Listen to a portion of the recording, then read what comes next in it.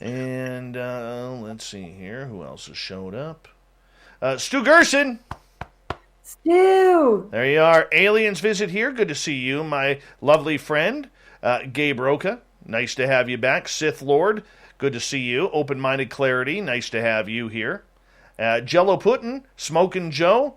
Millennium, Marty Burback, how are you? Little Davy Altman is here, everyone. Little Davy Altman. Hey, Nikki, how are you? Good to see you, hon.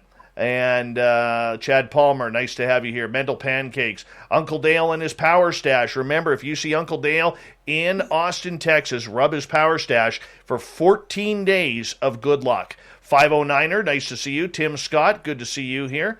I don't know what happened with Tony Merkel tonight. I don't know. I got to talk to my scheduling people, so I apologize. Gorgeous Renee, Mentira, nice to have you here from Mexico. Jesse Peak, Flash Forward. Jeff Steve Garvey, Stetson John, Wizard Gren, nice to have you all here. Vincent Proto, good to see you here, my friend. And Steve Stockton from KPNL. Hi, Sandra. Hi, Sandra. Hi, Sandra. Kurt Seltzer with a splash of lime. Joe Smith, good to see you. Helen Jepson, or Yepison. There we go. Here we go, everyone.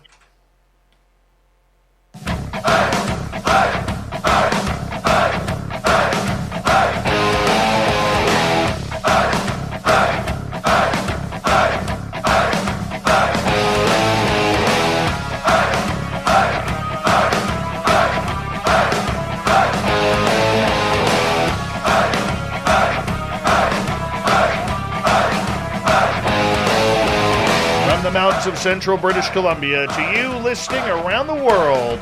This, my friends, is Spaced Out Radio. I am your host, Dave Scott, sitting in the captain's chair of SOR headquarters. We welcome you to tonight's show on our terrestrial affiliates around North America, digitally on TalkStream Live, Revolution Radio, and KPNL. All of our archives are free by going to youtube.com/Spaced Out Radio. Do me the favor and hit that subscribe button. You can follow us on Twitter on Spaced Out Radio and on Instagram at Spaced Out Radio Show.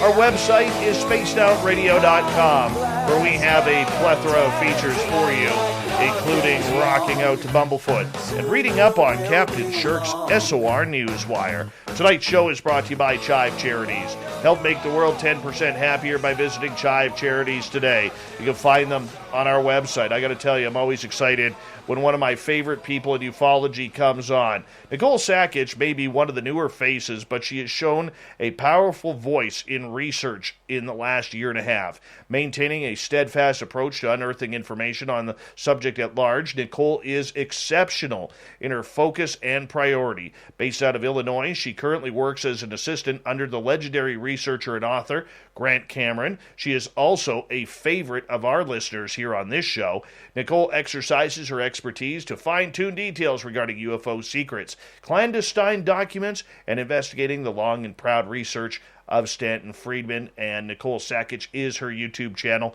We want to make sure all of our listeners go on over after this show, not during, but after this show, and subscribe to her channel. The lovely and talented Nicole Sakach, it is always a pleasure to have you on Spaced Out Radio. How are you?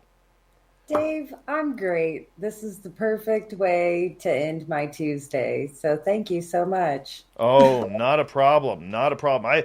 I love it that you're here, and I'm always appreciative when I get an opportunity to talk to you, not just on a personal level, but on a professional level as well. And, you know, full disclosure here, I would say you are one of my best friends in ufology. And I'm very, very appreciative. Nicole and I literally talk every day. Every day.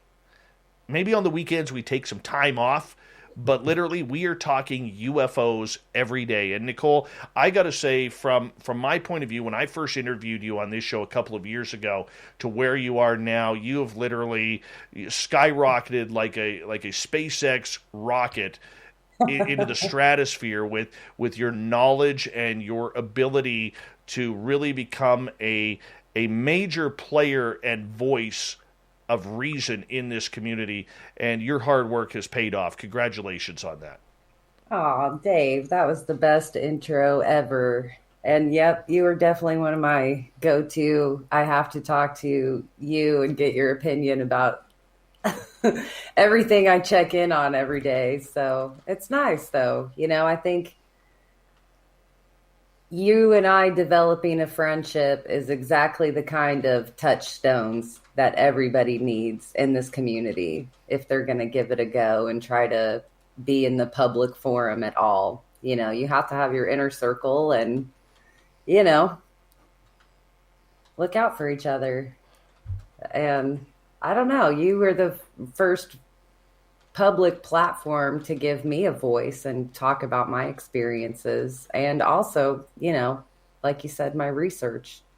So it's just based on hunting my experience. So how have you enjoyed going from relatively unknown in this community just a year and a half, 2 years ago to literally being booked for conferences and people are calling you all the time. People are putting you in that echelon of people in the know.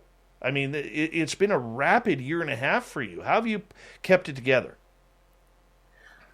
Honestly, it's overwhelming. And I just try to be a yes person. Early on, it was just a goal of mine to simply be able to network and be able to have a vast group of very different friends, because when you're serious about looking into this community, you soon realize that it's not, everybody isn't the same. You do have to extend that. You want to get along with everybody. You want to be interested in what they're researching, even though, you may or may not agree with everything. But I think it's important to come together. And when I decided to kind of venture into the public forum and really join groups and put my voice out there, yeah, it's hard to do at first, but you learn and you live through it. And here I am. I didn't ever expect that when I, joined Facebook groups 4 years ago that I would be, at MegaCon 3 years later. That's just still mind blowing to me.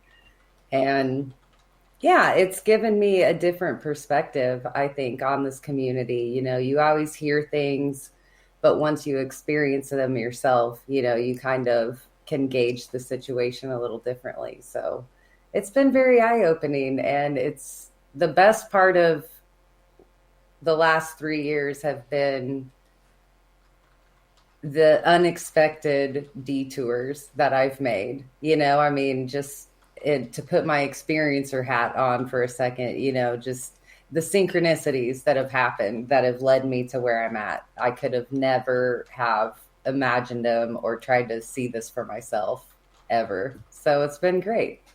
What have you enjoyed about learning about the other side of the UFO community that you weren't so used to in the past?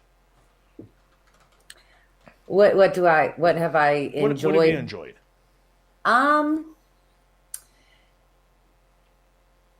I think what I enjoy the most is when I force myself into the rabbit holes that I haven't dove into before. And when I find myself getting a little, uncomfortable is the wrong word, but when I find myself in like that territory that I haven't explored before, and when I hear something new about an encounter or an experience, or for example, just today, you said hi to our friend Davey Altman. Little Davey Altman, yes. He turned me on to this YouTube channel he found that is full of old radio broadcasts in ufology.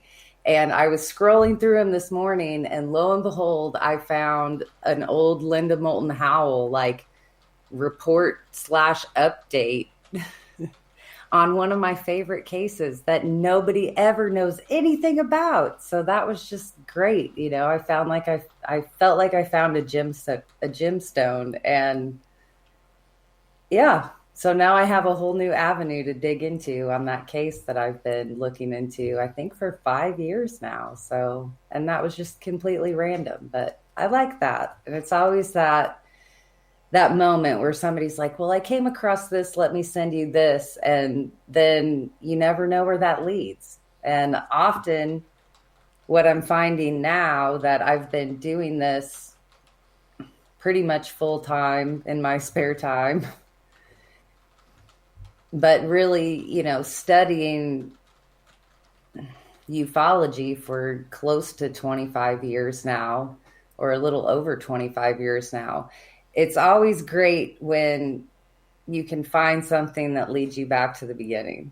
When you're like, oh my gosh, I haven't come across this in, 10 years. And now all of a sudden you have another puzzle piece and you can take it a little further. So it always surprises me how much patience that you realize you don't even have in this, but it's there all along. For you, what have you learned about yourself? Have you had to learn patience? Have you had to learn trust? Because the entire world of ufology is so up in the air right now, whether it's the storylines, the narrative, where the news is coming from, who is breaking the news, who can you trust with information, who you can't. I've learned to trust my gut instinct, or we joke and say spidey senses, or your experiencer feely emotions. Like, I've really learned that I can trust that. I don't have to always try to second guess it. And it kind of pays off when you talk to a lot of people on social media. You get the feelers for somebody that you want to continue talking to them and see what they have to say about a certain case, or something that they came across that's interesting, or you can gauge your gut feeling like, no, maybe this is for somebody else to dig into. So I've learned kind of situations like that. And of course, I think everybody who's an experiencer that starts researching, at first I think everybody is very closed off from everybody in the community. They don't know who they can trust. They don't know, who's lying or what might be flamboyant, so you spend so much time introverted that I think after meeting some allies in this community and them being so encouraging to me that, I got to rely on the fact that I have gained a lot of knowledge over the last couple decades. And that became more and more clear to me the more groups I joined and people did start asking me questions, or I could turn them to books that I've read and they could look up the information themselves. And that's a lot of fun too, is not really telling everybody everything that you know, but being able to reference them to dig and find their own information, because I think we all interpret things a different way sometimes. And in this community, when everything is so unprovable, it's kind of good to have everybody's differing opinions in the hat, I think. So I've picked up Grant's rambling too. Is that a good thing or a bad thing? I can just go on and on and on. But the big thing, Nicole, is there is a huge difference between being an experiencer and being a researcher. A researcher, you need to be a little bit more level-headed. You need to be a little bit more skeptical, a little bit more concise. Whereas with being an experiencer like you are, like I am, and many of our audience are, we're in the midst of searching for our answers and relying on people who've never had the experience to try and bring us those answers. So how do you balance the two? Oh, it's tough. Honestly, I think what gives me a little bit of the level-headedness is I really turned away from my experiencer side. I feel like an experiencer newborn in a lot of ways, because I've learned so much about how to deal with my own experiences over the last, I would say, 3 years, 2 years. And so spending the bulk of my searching years from that nuts and bolts point of view, where I thought I was hunting down something that was absolutely going to be physical, that there were, the government absolutely had something and I'd be able to find, that evidence, or somebody would spill the beans sometime, like the current situation we're in now. But I think once I ventured into the experiencer side of this community, instead of just trying to wear the nuts and bolts researcher hat, that's when my research opened up into other avenues. And I think I've been able to dive deeper, or use what I've contemplated from my own experiences, and I've been able to bring that into where I let my research take me, I guess you could say. Like, one thing Grant and I have always kind of continually talked about is this music theme, with ufology. And yes, it's fun to hunt down rock stars and hear their sighting stories, or play the number one song that goes to the chart that, is about UFOs or aliens. But just the fun thing for me to realize that, the soundtrack that I made, that I played the night I had my sighting, was just so full of experiencer music, of musicians who had experiences. And to know, like, that synchronicity kind of led me to Grant and Grant's work, and his which his experience involves music as well. So those avenues, from a nuts and bolts perspective, I never would have ventured into, more than, playing the Moody Blues has a song, more than just that level of music and ufology. So, and it's led me to artists and painting, and, it's just fascinating. For you, though, we got 7 minutes before we got to go to break, because the one story that I love of yours is the rock story. Okay. You want me to go get the rocks? I would love you you don't need to get the rocks, but I would love for you to take us through, in that 7 minutes, what happened to you, because this one seemed to hit home, because you and I have had a few synchronicities over the last couple of years that we've been chatting. But this whole thing with the rock, I remember you calling me up, and literally you were crying tears of joy on the phone because you couldn't believe this had happened. Tell us the story. Okay, so for 25 years, I've skywatched since my first sighting. And I often go to the same location. And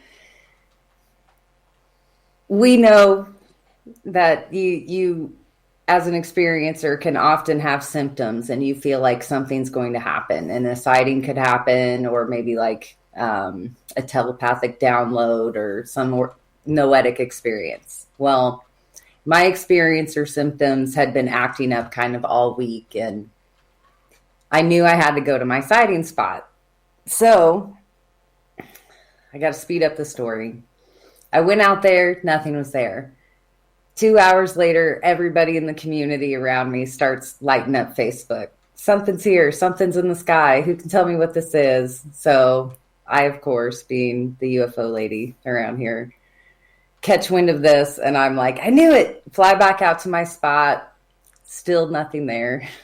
And I know I'm leaving out like the juicy suspense parts, but so what I didn't mention is this spot is our county kind of rock surplus to rock roads. So there's always these big giant mounds of rocks, 20, sometimes 25 feet tall, So I'm out there, I'm standing on top of this rock pile, I'm panning around, doing a 360, trying to see what people are reporting seeing in the sky. And I'm all pissed because nothing's there. And I come down this rock pile, I'm throwing my cameras into my car, and I turn around and I look up, and it's directly above me. And it was this teardrop, sort of almost translucent thing just hanging in the sky. And I didn't expect it to affect me how it did, but the first thing I did do was burst into tears. And I was like, oh my God, this is really happening. I'm seeing this. Like, and instantaneously, I was like, get your shit together. You've been waiting for this for 25 years, you know? And that's when I pulled out my camera and I just I used to have a group of friends that we talked about going Facebook Live if we ever saw something while we were skywatching. So that's what I did. Flipped open my phone and I caught this thing on camera for close to 5 minutes. And it started doing this light pop in and out thing. And I'm playing Dave Matthews blaring out of my car, laughing my butt off. And I'm going, you know, thank you. Are you guys seeing this? I'm talking to my friends on Facebook Live and they were kind of chiming in, yes, it's red now. Yes, it just turned yellow. And it was just this light flare that it was doing was just amazing. And then poof, it was gone. And then poof, it was back. And so after it left for the last time, I'm like so pumped. It was like I was just yelling to this thing and trying to hold the camera still. And I was like, thank you. And it's like, I knew I had to leave. Like something was telling me it's okay to leave. It wasn't going to come back. So I went to a second location, still couldn't see it again from anywhere else. So I decided to go home. And usually my dog is at the back door and he wasn't at the back door. So I go in my house, flip on some lights. I find my dog upstairs and in my center hallway between the bedrooms, there's giant puddle of pee and my dog is under my bed just scared, like will not come out. And so I finally coax him out and I come back down my stairs and I'm entering into my dining room / office / ufology workstation. And I sat down just kind of where I'm at now. I lean forward to untie my shoe and like right in front of my nose on this table is this small pile of all these little tiny rocks just sitting right there. And that's when I called you and I was kind of like, oh my God, there's a pile of rocks. I think I've had an apport. I think they were in my house. Like, this is an affirmation. I think they were saying I saw you too. Like, you know, I don't know. I should have recorded that phone call because I'm sure I was talking 2 times faster than Grant Cameron level talking. So, but it was amazing. And I kept the rocks. I photographed my entire, you know, dining room area. Like I took pictures of my dog's pee puddle and I took a lot on video just to kind of show how my dog was still reacting. And I mean, my dog he's a ferocious half Shih Tzu. I mean, he barks at everybody that comes in the house. He's not like a bark and run off kind of dog. He's a bark at you and come at you until I stop him kind of dog. So I don't know. And that whole experience was a little over a year now. It was, and I have honestly spent the entire last year kind of dumbfounded about it. Like, were the contact modalities that I was using, did they really work? You know, was this, you know, like this crescendo of 25 years? Is that it? Is it going to happen again? Like, you know, your mind wanders. And yeah, so I'm hooked. I'm at least in for another 25 years. 20 seconds. Did you feel a little bit odd that there was something in your house that scared your dog?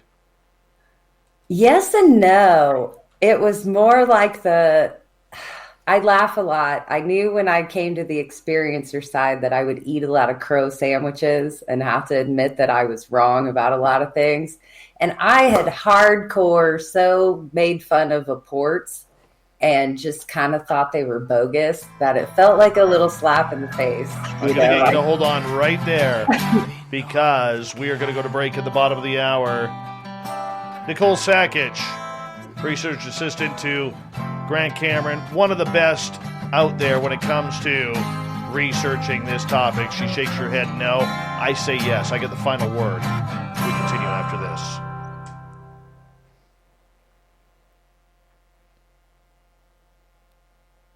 I am so excited right now. Let me tell you why. Why? This man here, Fittermouse, that is my guru, my mentor, and my friend Pascal that I brag about. Oh. And you've heard me brag about him lots. Yes, I have. And he is one of the most special people in my life who has ever come into my life. And I am just so excited that he's here right now. And I'll tell you, my audience that's listening in right now, this man here, Pascal, he literally changed my life for the better in every which way. And I fought it, and I fought it hard.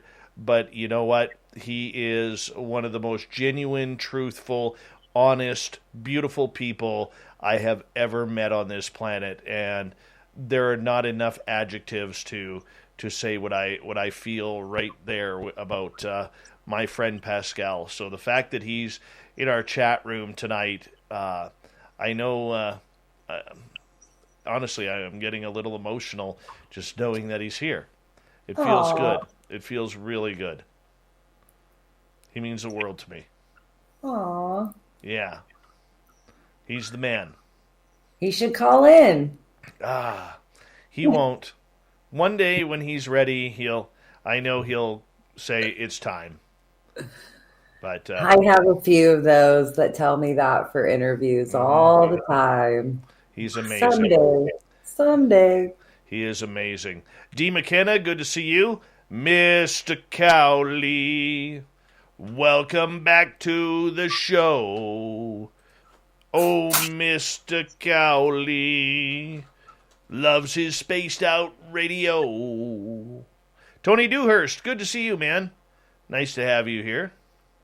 And who else has joined us late here? Triple M, Mr. Man, Mister, good to see you. And let's see here.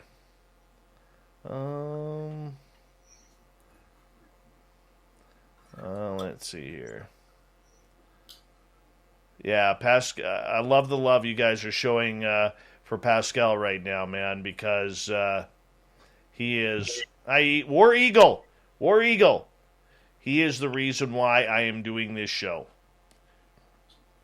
Well, one of the main reasons.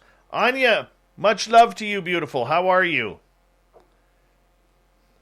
Oh, there he is, the man with 18,462 podcasts, all running simultaneously on one channel, Sir Brian Bowden. How you doing, buddy?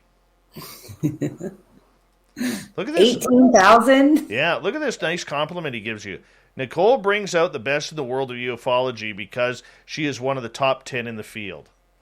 Aw, Sir Brian. Awesome. That is awesome. Thank you, man. I would agree with that statement. The gorgeous and talented Jessica Lee has arrived. Stephen Edmond, good to see you. JR, thank you for coming on in. Ivy Smith, welcome back. So here, Dave, I'm just going to flash this at you real quick. Yeah. That right there. Is that a business card? Is that the official Nicole Sakach business card? Well, no, but I can show you that. I didn't even see who that was. Our good friend Andrew Hotchheimer made these. Oh, I love them. Love them. Yeah. That's awesome. And yes, it's okay. I'm showing that information, people. That is how you contact me if you want me to. If you want to talk woo, check out stuff. If you want to just chat, UFOs and food. My two favorite topics. But no, remember I was so excited last weekend because my local ufology group / paranormal group was meeting for the first time live since COVID. Yeah, well, I also had an ulterior motive because this whole COVID year, I've been waiting and waiting and waiting because I wanted to talk to a certain gentleman at that meeting about, you remember I was fascinated with the tree part of Bledsoe's story? Yes. And I was like, wow, like tree, like, I want to dig into this and see if I can come up with other tree scenarios with, experiences. Well, lo and behold, in my local UFO group, I found one. Nice. And this gentleman's UFO manifested out of this tree in his backyard. And hold that thought. We got to go here. Aussie Steve, Aussie Ange, Apollo, Flash, and Flash. Thank you for the super chats. Here we go with the second half hour.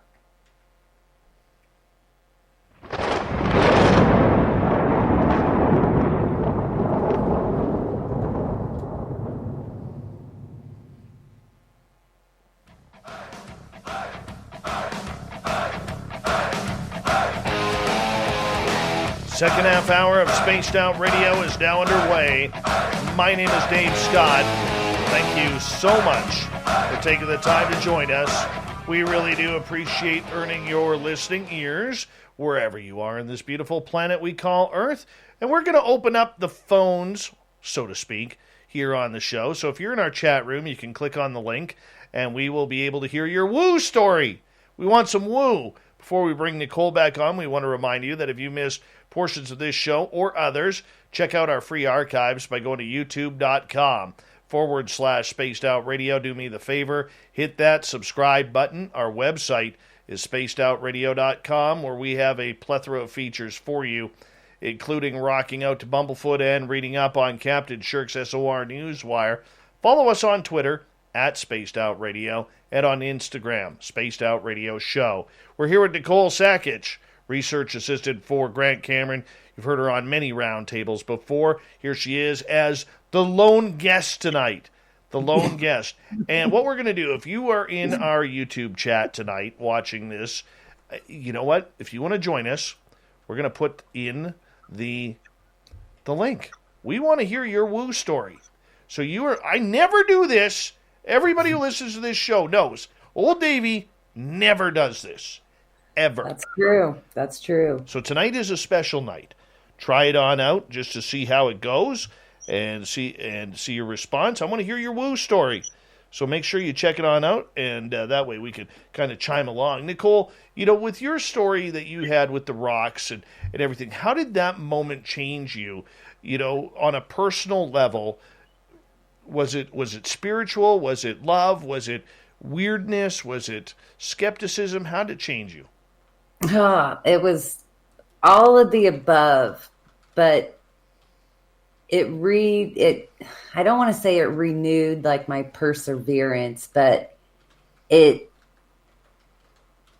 affirmed to me, because you kind of know this because we're friends, but you kind of know that I was catching a lot of flack from my nuts and bolts side of the community, and friends of mine that I still have a lot of friends, but they all wondered why I was diving into the rabbit holes I was diving into. And so in that moment and having that experience happen after, months and months of meditation and working these contact modalities, for it to come to fruition like that was a little bit affirming to me. And I wholeheartedly, I don't want to say I turned my back on nuts and bolts, like I'm not interested in it, but I know now that it is not the only avenue of research that I can pursue. I can't just close off the rest of this in ufology and just stay happy in that little tiny sliver of this community.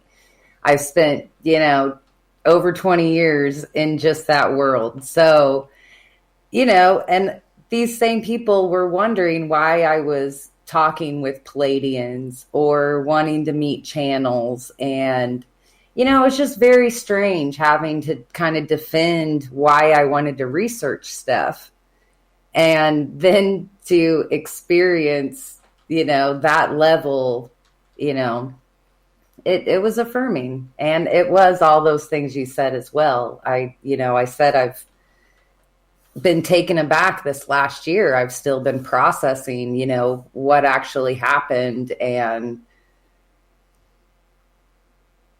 I can't say it's, made me any less, in love with researching this, but I don't know. It's like with disclosure. I don't need government disclosure. I also don't think I'm going to get answers for myself definitively. I don't think I'm going to have that. I think whatever I'm doing is for my son or for the next generation, for future ufologists, however you want to put it. So I know that sounds a little depressing, but it also feels really good too. It's like I know I'm doing exactly what I need to be doing. So, all right, let's go over to Game Vet here, who's coming on in to tell us a woo story. Game Vet, how are you? Hi. Hey, good. How are you doing? Hi, Nicole. Hi. All right, here's a woo story for you if you've ever heard one before. Okay. Remember, no swearing. No swearing. Right. Okay, so I can totally relate to Nicole.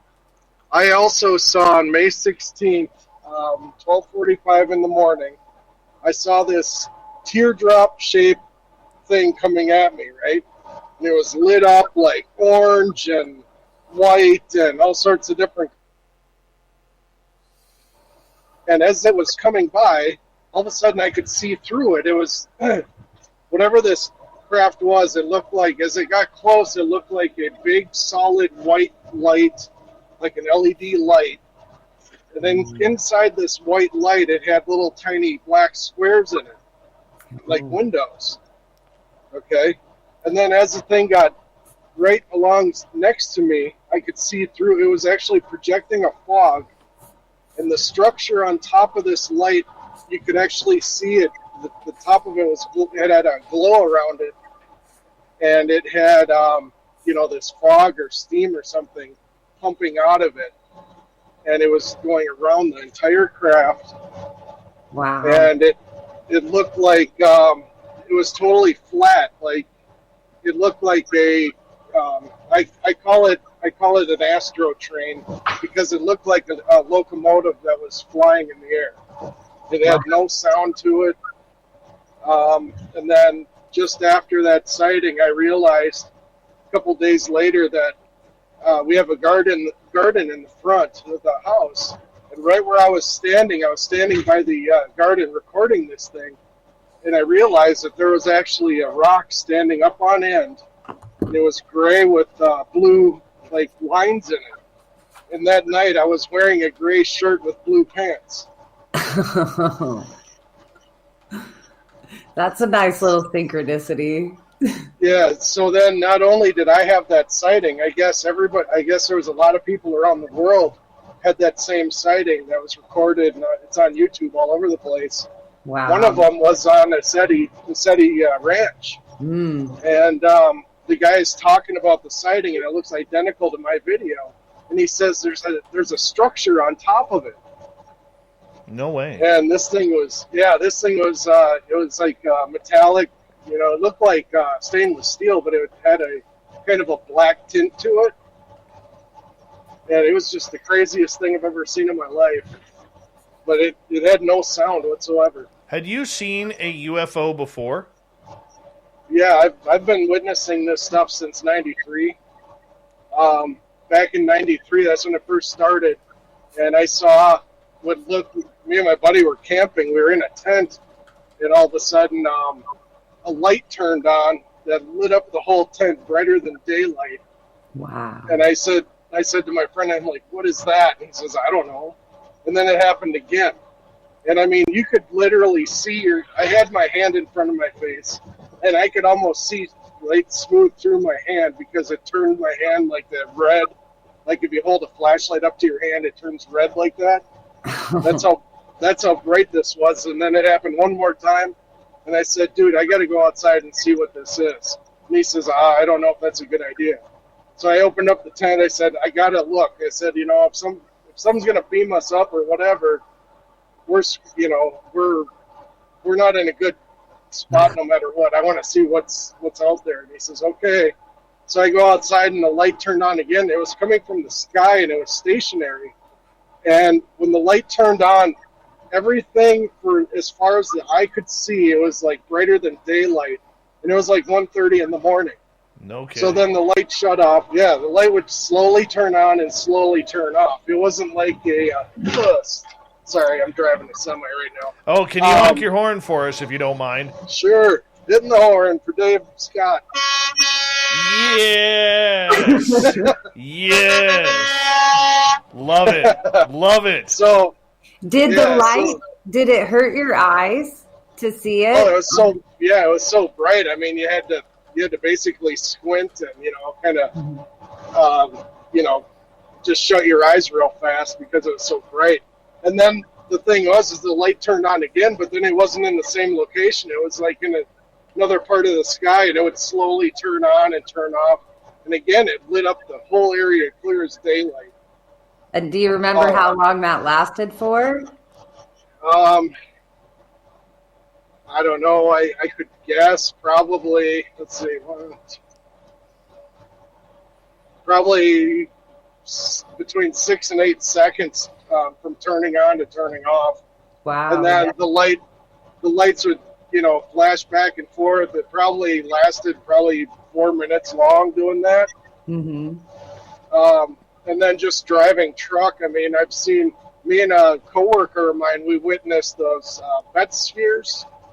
They look like stainless steel balls. Yeah.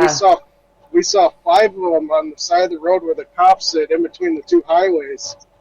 He was like 15 to 20 minutes behind me, and I saw him on the side of the road. There was 3 on top, 2 on the bottom. They were evenly spaced in a straight line, and I thought I was seeing stuff. I'm like, that can't be right. I mean, you don't just see that. And it looked fake. What I was looking at looked like it was like a computer picture or something just sitting there. And I'm like, okay, well, that's weird, So I kept driving along. And then all of a sudden I got to my stop. I was sitting in the break room. And then my coworker, he comes in. He was driving along the same highway as me or whatever. And he was just stone-faced. And I said, are you okay, buddy? He says, yeah, I'm okay. And then he goes to turn in his paperwork, sits next to me, and all I said was, did you happen to see anything tonight? And he says, well, yeah, as a matter of fact, I did. I saw what looked like these stainless steel basketball-sized orb things. There's 3 on the top and 2 on the bottom hovering over the road. They were like 2.5 feet off the ground. Now, this guy, he races a Top Fuel dragster on the weekends. He's a race car driver, stuff like that. I haul hazmat, all sorts of different goofy stuff I haul, So, I mean, I'm a professional driver. He's a professional driver. We both witnessed this stuff. It's just ridiculous. No kidding. It is out there, man. It's if I didn't see it with my own eyes, I wouldn't believe it. Mm-hmm. Well, one day I want to bring on a bunch of truckers such as yourself and just have a show, because you guys see so much on the road. It's incredible what you see. Incredible. Yeah, I mean, I bought a dash cam and all sorts of different cameras just to pick, just to get this stuff on camera. And the crazy thing is I've seen 2, what do you call it? They're light blue. I saw 2 light blue craft that actually buzzed my truck, and they were maybe a foot apart from each other, and they were huge, and they were just out of my my camera range where it didn't pick it up on camera. So there's a lot of instances where they're out there and I see it, but then the camera doesn't see it because it's just out of the camera range to pick it up. I think that's almost purposeful. Yeah, it's like, hi, I see you, you see me, bye-bye, yeah. I love that part where you talked about it emanating like the mist or something. Like my teardrop, when it started doing that light show, it almost like it it flared out like this almost sheer thing. And that thing is what was changing colors, because I went from having it on camera, and then when it disappeared after about 5 minutes, I put my camera down and it came back, and I grabbed my monocular and I was looking at it through that. And that's when I could see like the teardrop almost looked like a pinpoint, but this light flare thing was almost translucent. It was so crazy. Like, it was great. Yeah, with mine, with the one I saw, I was using a Psionics camera, and that uses like infrared light, and it changes all the light spoofy colors like purple and whatever. So when I recorded mine, it actually, with the fog it was emitting and how the color was on the solid light, it actually turned it purple. So the light looked purple, and then it was going slow enough where I could record it with my cell phone camera. And then with the cell phone camera, it changed the light to like a gray color. Wow. See, my cameras, on camera, it looked white, but my dialogue going with the video running, like, and my friends that were reporting in on that as they were seeing it too, like, with the naked eye, it was all colors. On my shitty camera, it was all white. So, wow, that's weird. Yeah. Awesome. I mean, you could see it blink. You know what I mean? It just wasn't that defined light show. So, Game Vet, thank you so much for calling in, man. Really do appreciate that. You continue to drive safe, and let us know about those stories, okay? Yeah, definitely. One more for the road, big guy. Sure. Yes. That is just the best. That is the best right there. Game Vet, thank you so much. We really do appreciate it. We're waiting for another person to come on in here and continue on here. We're just waiting. Their device isn't connected yet, so we got to try and get Aliens Visit here. We're waiting for you. While we're waiting, there's a question here from C.R. Ruan. I'm agnostic, the UFO question. However, Ms. Sakich and Grant Cameron are two of the most committed and comprehensive researchers in a field, and I'll leave it at that. So, this is the impact. I wanted to bring this up because this is the impact that you are having, Nicole, working with Grant and just getting your own feet out there to the public and bringing high-quality information out there. How do you go about deciphering what's good and what's bad? I really don't think that's for me to decide. I mean, like I said, there's so many facets to this community that I think if you think you have an open mind, you need to open it even more, and just dive in and listen to what people have to say and where their work has led them. And, if they're an experiencer, of course, listen to their experience. I mean, we all talk about disclosure and government disclosure, and we're going to have answers, but there's, I think, a certain faction of us in this field that know that it's from the experiencers. Like, even the government is looking at experiencers. Like, they don't have answers. They're looking to our community. So I'm going to continue to look in our community and speak with experiencers because that's where it's at. A lot of people out there, as we wait, 1 second, Alien Visits here. Beverly, I know you were trying to get in. For some reason, it was not connecting. Retry and get in here, and we'll get you on the show. But for people who don't know where to look for information, there's a lot of brilliant people out here in the UFO field, but they all have a different message. How do you go about deciphering which message is the proper one? I think that's a personal thing for an individual. I mean, there's so many camps, and I think I said earlier, I like to network and make friends and build bridges, but I don't ever want to be, I'm in a clique or I only run with, the Palladians, things like that. Like, I think when you turn to people in the community in these, I want to maybe specialized little pockets, like let's say, let's use channeling for example. So if that kind of speaks to you and for some reason you want to start diving into that or finding out, it's pretty quickly that you come across maybe 3 or 4 names of these people are really big. And I think, I'm going to say Daryl, Anka always comes up, Bashar. So, I mean, once you kind of know the go-to and who has been around for decades and decades and hasn't been ran out on a rail, or, they're not super controversial. In this fringe world, when you find somebody who's not controversial, that leads you to maybe pay attention to them more. But honestly, it's kind of like with boyfriends or relationships. When you get too many red flags looking into something, then stop looking into it. If it's not speaking to you, don't look into it.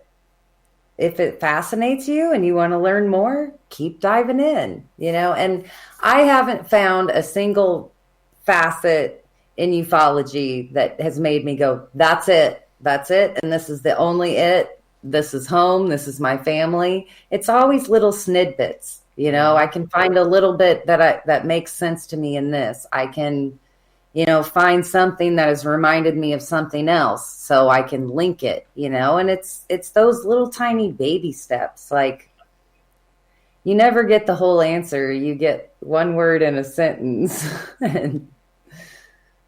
I hear you. We're having some troubles with Bev in her connection there, trying to get in. Let's go to Max's question, as we got about 2.5 minutes here before we got to go to break at the top of the hour. Nicole Sakach is our guest tonight. Max is asking, is it possible that some of these transparent craft are actually portals? I've come across that before, where the transparency is either the craft can change or it truly is transparent, or you hear about this transparent light thing and then the craft do come through. So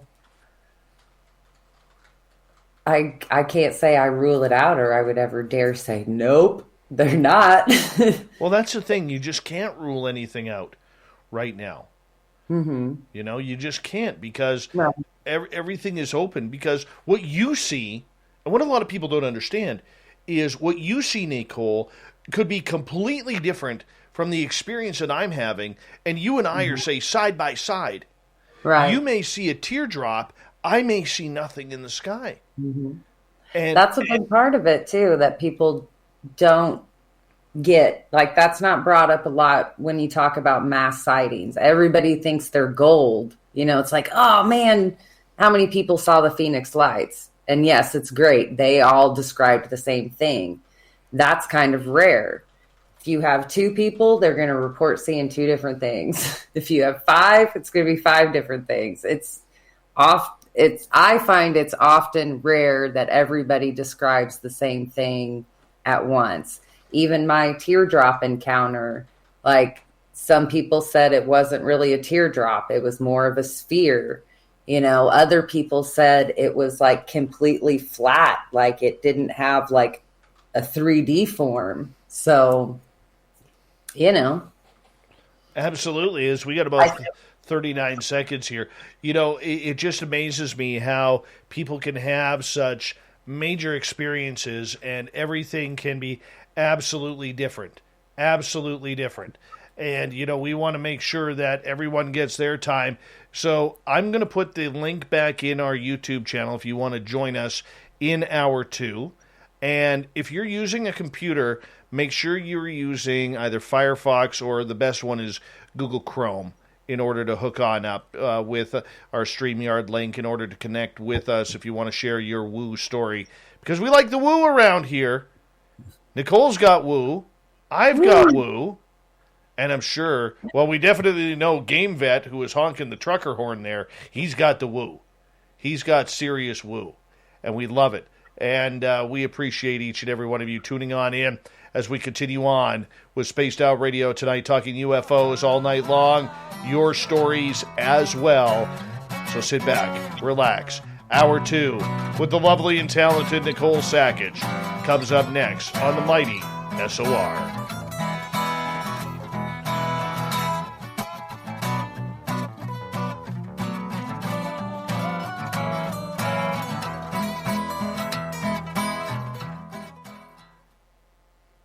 All right, we are clear.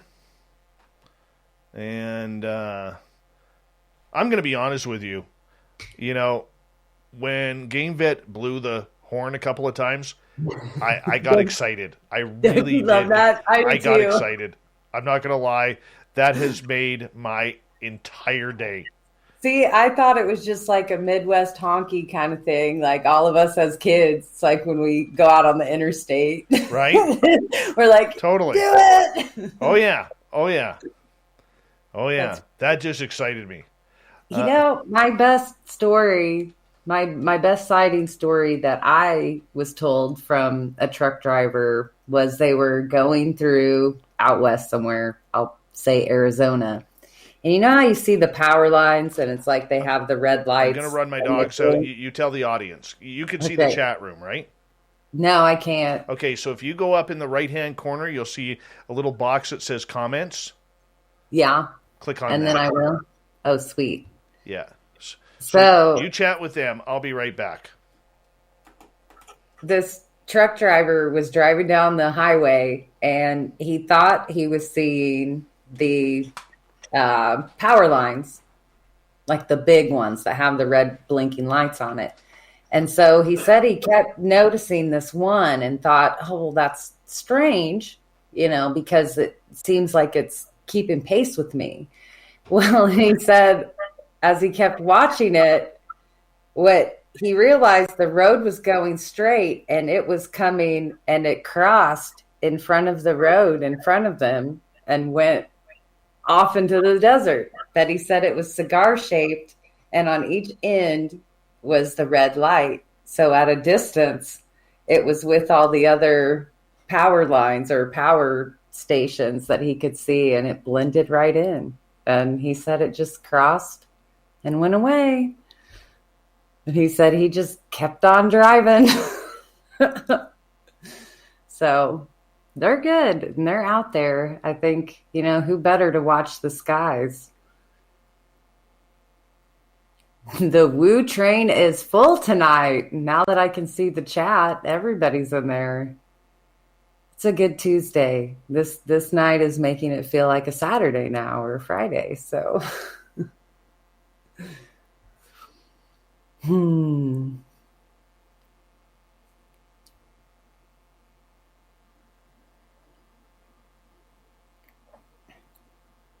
Pascal, you're going to have to join one of the roundtables sometime. That's what I'm thinking. It came to me. Just, yep. Now you have to. Dave Altman, I was trying to lounge like you earlier. Like, let's see if I have this down. Oh, my camera's not low enough, but this looks totally comfortable.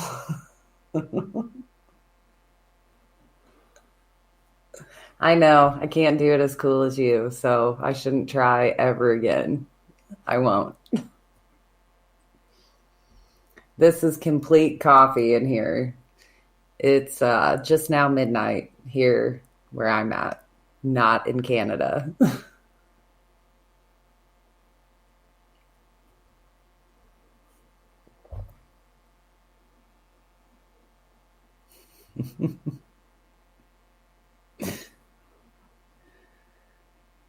Thanks, Project Blue Book. It is comfortable. Like, I'm here a lot in this space. I've got to make it cushy. And, you know, my day job, I never sit down. I walk around. I'm on my feet for 10 to 12 hours, sometimes 6 or 8 hours. Those are good days. But, yes, I never sit down all day. So this feels very weird to sit for a whole show. I'm in Illinois, Dale. Like not Chicago, Illinois, the rest of Illinois. I live in the rest.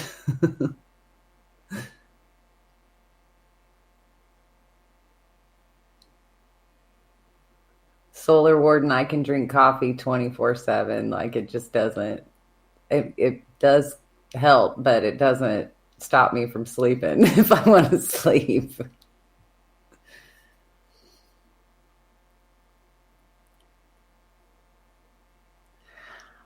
St. Louis Blues fan, so I can't even say that team that's from Chicago or I live an hour away from St. Louis. So when it comes to hockey, I root for the Blues, but when it comes to baseball, the Cardinals can Cub fan all the way. Right. We are back. We got 1 minute. Talking sports. Are we? Yep. The whole crew's in tonight. It's good. Nice. I'll be right back. I'm going to let my dog do something. All right, we got 1 minute. George Hernandez, how are you? Good to see you. Beverly, for some reason, you're still not being able to hook up here. Well, there you are. Dave, this is Beverly. Can you hear me? We got you, finally. Finally. Now you're not there. You disappeared. I don't know why. All right. Bob, we'll get to you momentarily here after we return from the break, so just sit tightly. Little Davey Altman is here, everyone. Give us a wave, Little Davey Altman. Mm-hmm. All right.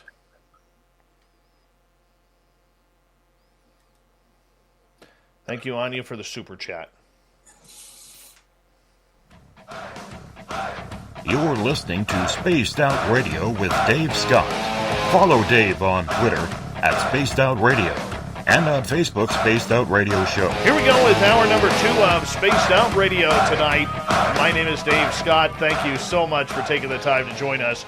We really do appreciate earning your listening ears wherever you are on this beautiful planet we call Earth. Thank you to everyone listening in on our terrestrial affiliates around North America and digitally on TalkStream Live, Revolution Radio, and KPNL. All of our archives are free by going to youtube.com/Spaced Out Radio. Do us a favor, hit that subscribe button. The Desert Clam has set the password for tonight in the SOR Space Travelers Club, Quacoversial. Quacoversial is your password. Use it wisely, space travelers, as the Clam sets the password each and every night right here on Spaced Out Radio. Our website is spacedoutradio.com, where we have a plethora of features for you, including rocking out to Bumblefoot and reading up on Captain Shirk's SOR Newswire. Follow us on Twitter at Spaced Out Radio and on Instagram, Spaced Out Radio Show. We continue on tonight with Nicole Sakach. Everything UFOs tonight. Let's just talk about the subject because it is so amazing, this subject. And you know, Nicole, you are someone who is an experiencer, a beautiful researcher who does a lot of hard work. You're finally getting the recognition that you deserve in this field, if you ask me, and I will be the first one to say I may be a little biased on that, but I don't care. And we are taking some audience calls tonight. And Beverly, you keep saying your device is not connected. I don't know what is going on with your connection. And we've had a couple other people call in, but they just got too antsy and left right away. So we'll continue on with the UFO talk here. YJ is asking, Nicole, how many aliens do you think are living among us in our society? And what types of positions in society do you think they hold? Wow. I cannot say I have a definitive answer on that. I mean, you come across researcher and you come across, public figures in this community that say there's various different types of species, or even multiple races of the same species that are visiting us. And some people say there's 5, some people say there's, 10s and 20s and on up. So I feel pretty comfortable saying I believe there are grays out there. What grays are, I don't know. If they're aliens or if they're an android of some sorts, or if they're future humans, or, etc. But, you hear different accounts, reptilians, Pleiadians, other star children, Nordics. And I mean, one of my favorite people in this community that's so controversial, like Richard Doty, he talks about the Nordics and I always say this one wrong, but the Tarantulas. And I mean, I don't know. That's just a hard question. I wouldn't dare put a firm answer to it. I mean, like I said, you can come across research, and I don't think it can be discredited or thrown out. But I think a lot of it comes from experiencers too. I've talked to so many people who encounter a being that looks one way, and then throughout the course of their experiences or their abductions, the beings change, like turn into cartoon characters or an animal instead of an alien, or it's not a being, it's just a voice, or it's a light being. So I don't get hung up too much on how many different things are visiting us. I think the phenomenon can manifest however we need it to. So if that's a good enough answer, that's my answer. But you also have to be prepared for a lot of the rumors, conjecture, the really bad conspiracy theories, like, there are people in high places that are reptilians that are really running the world. The queen is only the age that she is because she's a reptilian who feeds off the blood of human children. I mean, that's where it gets a little dangerous out there so far, if you ask me, because I think that there are aliens among us. I think that they are here. If the humanoid species are out there, I'm sure that they would have an easy time walking around in certain places, whether it's in New York, Las Vegas, London, Paris, wherever. Maybe they have a farm on the outreaches of the big cities of Spain. I don't know, right? But the fact is, I do believe that there is some other extraterrestrial presence here on Earth.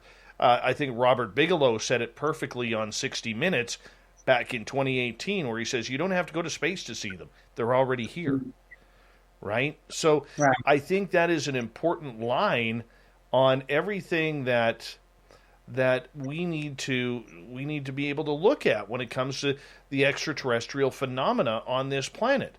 And I don't think for a minute here that it is how can I put this? That it's not worthy of our understanding that they are not here. I think it's ignorant of us to think that, Nicole. Well, that's something we argue the points of a lot these days, especially with, the problems that SETI has had lately. Why are we spending all this money to look into outer space for ET when, I mean, what are the statistics? I like saying Preston's statistic: 1 in 40 people have an experience or have a sighting. So that's enough people on this planet that you'd think we would look on this planet before we would look in, another galaxy. But I mean, as science evolves and minds stay open and new science is formed, I think these gaps tend to close a little bit. Like the Galileo project, it's promising because of the people involved in it being friendly to the community, but it could also just be a reboot of the search for life in space. And we all know what that leads to: microbes in water somewhere, not a visitor from somewhere else. Like, I don't know. And the other thing I often toy with, is in this search, if life's out there, is it now here? We have sent messages into space. How far is Voyager now? How far has the Golden Record made it? Like, last I heard it was around Neptune. That would work. Do we seriously? Have we just shit canned that idea? Like, oh, never going to work. Never going to work. I need to quit saying the S word. I'm sorry. Yes, you do. You're causing me editing. It's my kitchen mouth. I can't turn it off these days. Nicole Sakach, Potty Mouth, is with us on Spaced Out Radio tonight. Bev, we're going to need you to turn your microphone on in order to hear you. So if you can do that, that would be great. And, okay, Bev's going to tell us her story right now. Go ahead, Bev.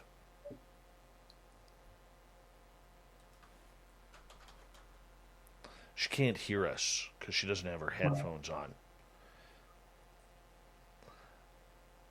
All right. While we're waiting for Bev, the Lazarus Project is asking, what are your thoughts on the Anunnaki?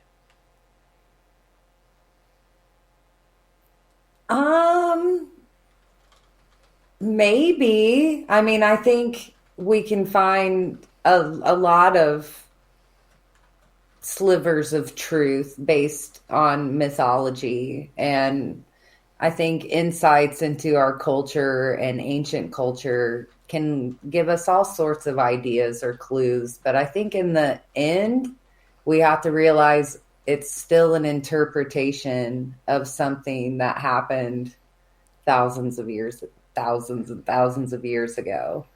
I don't discount the ancient alien theory at all. I do think our planet could have been visited, or may have been visited or founded or created, or the scenarios are endless.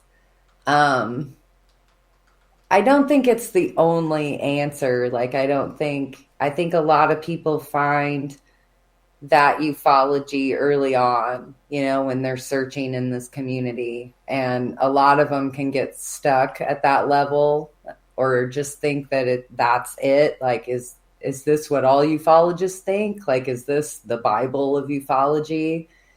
And there's a lot more to it than just that. And yeah. All right, let's continue on here with another question while we're waiting for Bev. Okay, let's see. No, Bev's going to come on.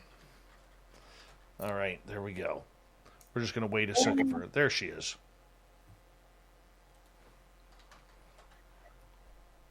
I hope her mic is working.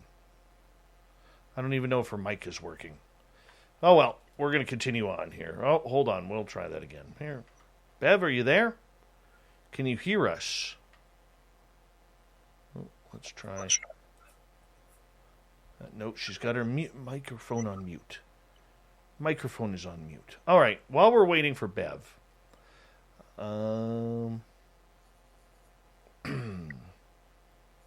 What are your thoughts on the Anunnaki, Dave? I think the Anunnaki are out there somewhere. I think that they play a more integral role than what we know. I don't believe there has been a lot of communication with them. All right, but I think if we go back, like Major League's question about extraterrestrials depicted in ancient art or cave paintings, true or false, I think we've seen evidence of that in, the ancient Egyptian and Mayan civilizations, where there seems to be some very weird hieroglyphics and cave paintings about extraterrestrials that could be around. I believe that the Anunnaki are an almost like an ancient race that have been here. I think they're still connected to the people here somehow. But what is their role? I have no idea. I don't know if they're good. I don't know if they're bad. I don't know if they sit on the fence and just watch things happen. Right? We just don't know. We do not know. What's your thoughts on cave paintings and all sorts of art like that? Major League wants to know. I love that it can be interpreted that way. How I just think it's beautiful, this diving into the art side of ufology and what inspires people to create what they see. And, knowing that there's so many forms of that out there now. And obviously when you look into things like that, it makes you dive into the culture that made them as well. And I like the depictions that are out in the American West and the Southwest. I think a lot of them might be Hopi, if I'm remembering correctly. But just to know their connections and their lore within their culture of star beings, or I think of the Australian Aboriginals, and their connection to the heavens and things like that, things that have gone back culturally for thousands of years. I think that means something. I think they were representing something. And so if that can cross generations and speak to us now, then the message survived. All right, let's see if Bev is here now, because we're trying it really hard to get one of our listeners, Bev, on the air here, because she has a pretty good story. Bev, can you hear us at all? And let's try now. I'm messaging her on here, so let's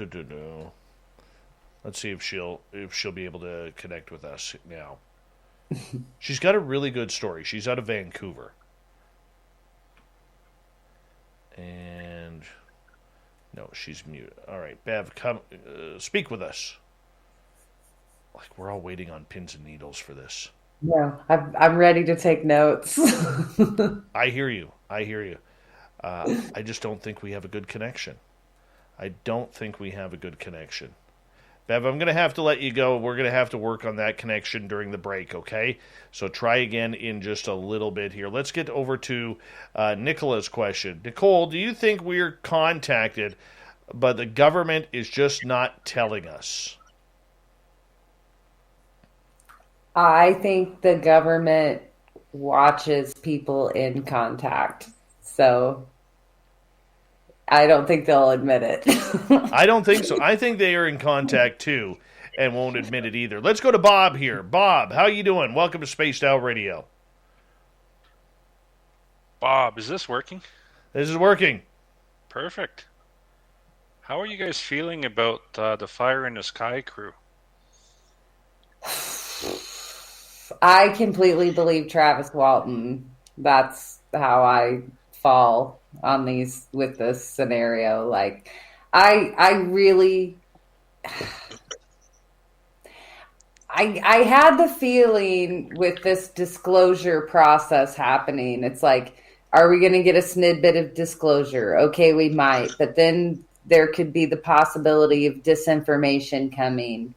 And then the other possibility that was lurking is there's going to be assault on experiencers. Like, we could start being attacked or thrown under the bus again. And so when this family feud in Camp Walton started, arising, that was the first thing that jumped to my mind was we cannot be doing this to experiencers right now. Like, I don't know. I think time has already tested Travis Walton. So there is no reason for this nonsense. I'm going to jump in here too, Mr. Bob, and I'm going to say that I believe that Travis Walton is telling the truth. His story has not changed in 45 years.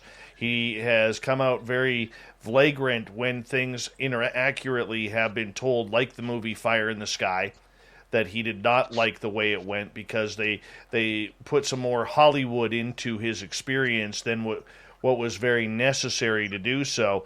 I also look at Mike Rogers, the man who was the head of the crew. It was his company, and at that time Travis was married to his younger sister, and Mike has always backed Travis up until recently, where it became a money issue. And that's where Mike all of a sudden, back in spring, threw out the comments that he was not going to be a witness to the Travis Walton abduction anymore. He didn't say that it didn't happen, but he said there was more to it that people didn't understand. And then he backtracked after him and Travis straightened things out in a very public spat, but they met privately, and then Mike started defending him. And in the meantime, Mike had already done a lot of the damage by going on different podcasts and slinging mud on Travis Walton. And that's kind of what caused a lot of the mishaps that we are seeing today. And so the fact that now we have a bunch of skeptics who are jumping on it, giving the I caught ya kind of BS that they normally do, rather than looking at what's been there, I don't think for a second that no matter what Travis Walton says, he's going to be the bad guy in this. If he sticks up for himself, he's the bad guy because he's obviously defending his false story to the skeptics.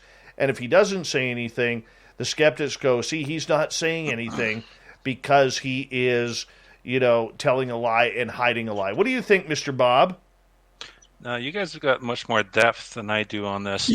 The reason I brought this up is I was going to bring up a woo story on when you guys were talking about the Southwest. And I was going to a trip. You're talking about the Hopi, the Navajo.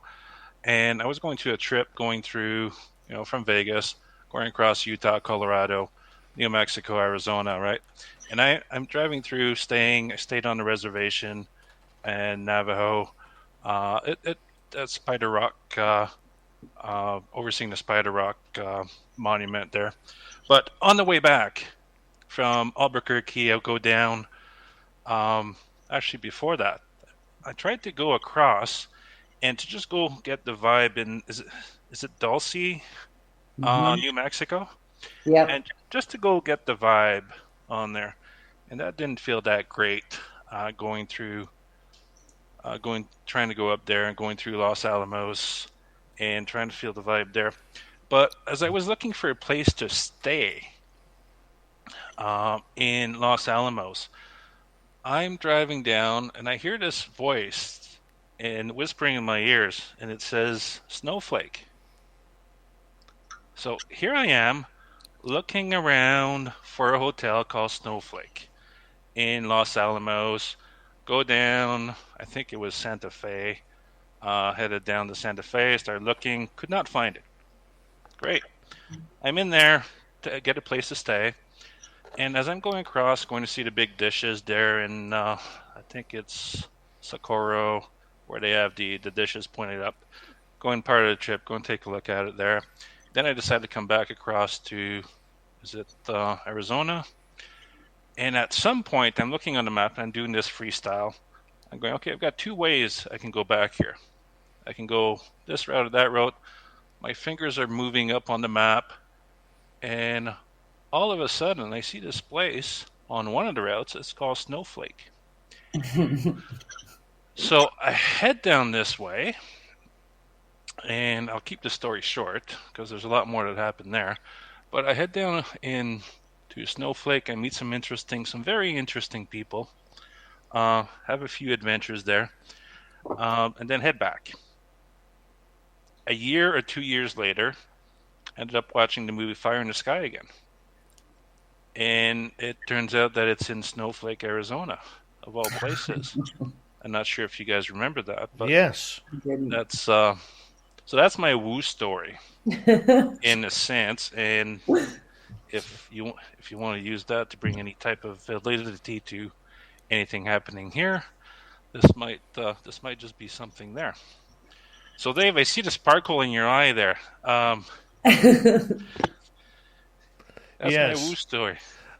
Something tells me, Mr. Bob, you have a few more woo stories that you could openly share if you wanted to.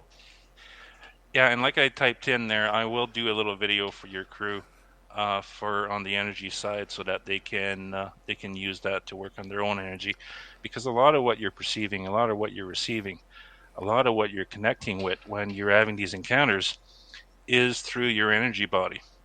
And that's exactly why, as you were mentioning earlier, you could be standing side by side with somebody and you're having a different experience because the resonance and what you're able to perceive depends on what is happening with your energy body, right? You see these lights, you see these shapes. Well, it all depends on what you've got that's resonating with this in your own energy field, right? They are all a lot of energy. Mr. Bob, you hold on right there. I want you to stick around if you want. Nicole Sakach is here. Let's talk UFOs all night long as we have a great show planned here. And we're letting the audience come in and tell us their stories as well. Spaced Out Radio continues right after this.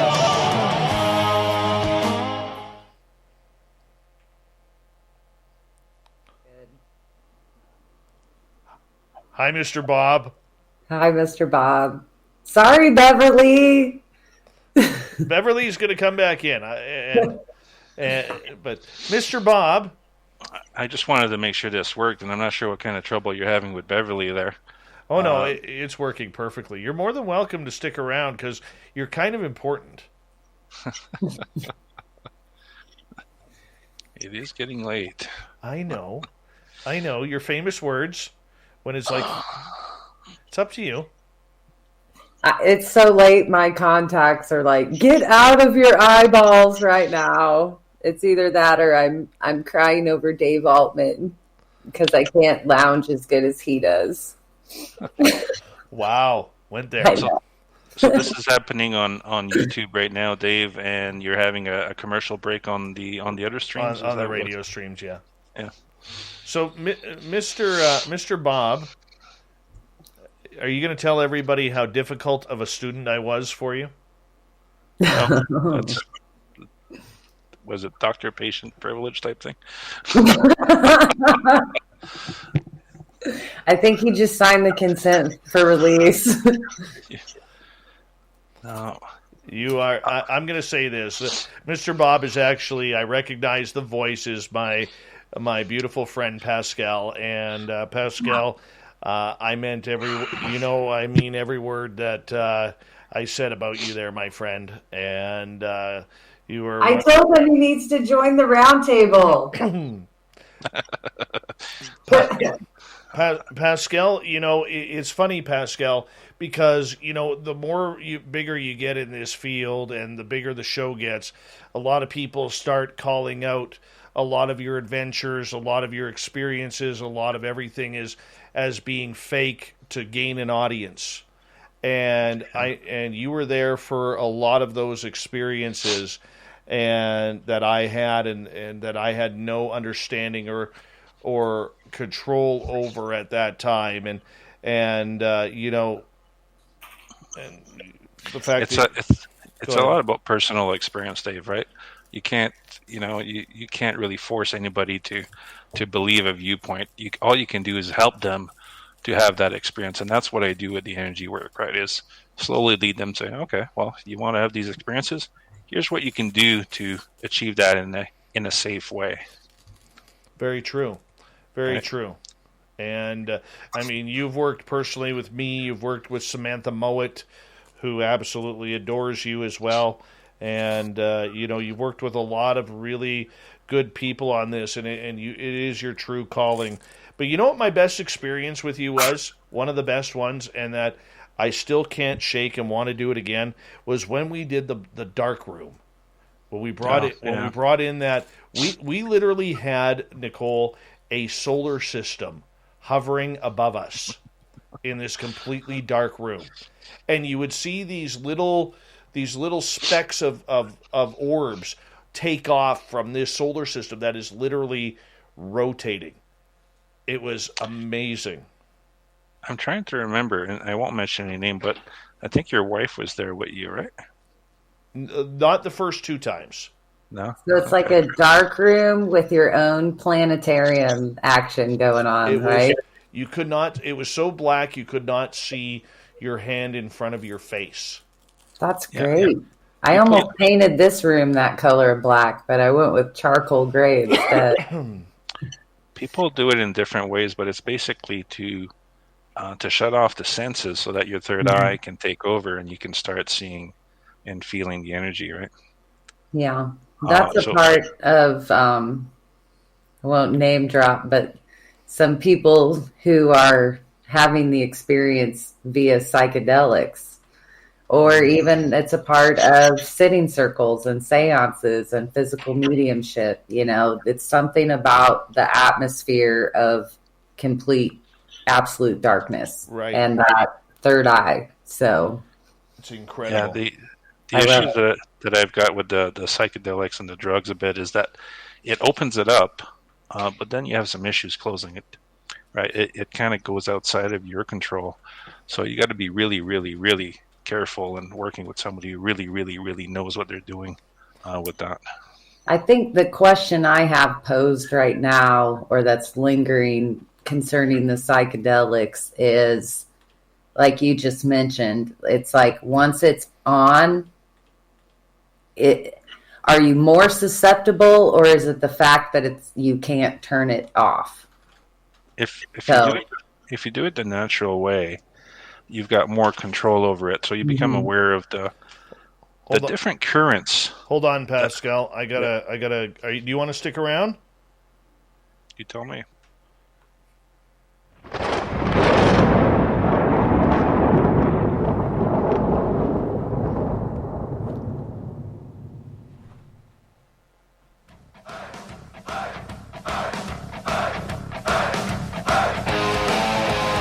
We passed the halfway point of Spaced Out Radio tonight. My name is Dave Scott. Thank you so much for taking the time to join us. Really do appreciate earning your listening ears. Want to remind you that if you have missed portions of this show or others, check out our free archives by going to youtube.com/Spaced Out Radio. Do me the favor, hit that subscribe button. Our website is spacedoutradio.com, where we have a plethora of features for you, including rocking out to Bumblefoot and reading up on Captain Shirk's SOR Newswire. Follow us on Twitter at Spaced Out Radio and on Instagram, Spaced Out Radio Show. We continue on tonight with Let's Talk UFOs. Let us get right into the subject, and Nicole Sakach is with us. She is a research assistant for Grant Camlin, one of the brilliant new minds on the UFO field, and we also have a special guest here, which is a friend of mine who has never, ever talked to me on this show. And this is a man who is so important to me. His name is Pascal, and he literally is my spiritual guru, my Zen master, and my mentor in this field that deals with everything supernatural and ufological. Pascal, Nicole, welcome back. Dave, thank you. Pascal, I'm so glad you're here. Hey, Dave, I think you give me too much credit. Nope. But, yes. So, I can give you another woo story if you want. Sure. Bring it. And I don't know if you consider this UFO or spirit or what, but about 10 years ago, I was in somewhere else at that point, and my girlfriend at the time was open to energy work, and she was very sensitive and able to perceive things. Anyways, at 2 or 3 o'clock in the morning, all of a sudden, I get woken up by screaming like bloody murder. She was on the bed, on all fours, looking around like there was a monster on the ground somewhere or something. And all that after she stopped screaming, she told me she saw this big blue ball of light hovering over the bed. And I guess she got woken up by the sensation, and kind of you feel that something is there, and she started screaming. So you wake up, you're half awake, and she's basically telling me, what happened. And I go, oh, that's okay. They come around once in a while. Just go back to bed. Well, that didn't work. But that's the type of experience people can have once they start opening up, right? Is they will get these things happening to them. Very true. Pascal is also the one who helped me learn how to control my channeling. Ooh. Yes. He took me to some pretty weird places, regarding the aliens. He's the one who told me point blank, by the way, my guides, Dave, are telling you that we got to introduce you to some extraterrestrials and ETs, as he called them. And I'm like, nope, I don't want to go there. Do not want to go there whatsoever. Yet you forced me to do it, or you made me brave to do it. I'm going to put it that way, Pascal. You made me brave to do it. Nice. And now here you are, and look at everything that's happened. Yeah. Right. Now I get abducted. Thanks, buddy. No, now you know. Yeah, now I know I've been. Pascal, Steve in Australia says, I need to know more about you and your energy work. I practiced this already, but you sound like you could really amp up his vibe. Ooh. So the energy work is very simple, right? You can think of it as when you go to the gym, you do a workout and you get to feel kind of what parts of the body you need to work out, right? So if you go to the gym and you try running 100 miles an hour on a treadmill, guess what? Your knees, your legs, everything's going to say, hey, you need some practice, you need some work, right? In the energy work, it's all about the amount of energy that you can carry and channel, right? There's like what level of flow can you be in? And the type of work I do with most people is we basically, and I think I did this with you, Dave, is we basically amp up the energy. So between me and you, we work together and we bring up the energy and we just let it rip through your system, gently enough, and then we keep pushing and pushing and pushing until we start feeling where the friction is, right? And then that tells me, okay, you got different areas here that need to be worked on. We work on them. The releases happen. A lot of times there's emotional stuff that comes out. And then guess what? After that, you are able to carry more energy, right? You're able to do a bigger workout.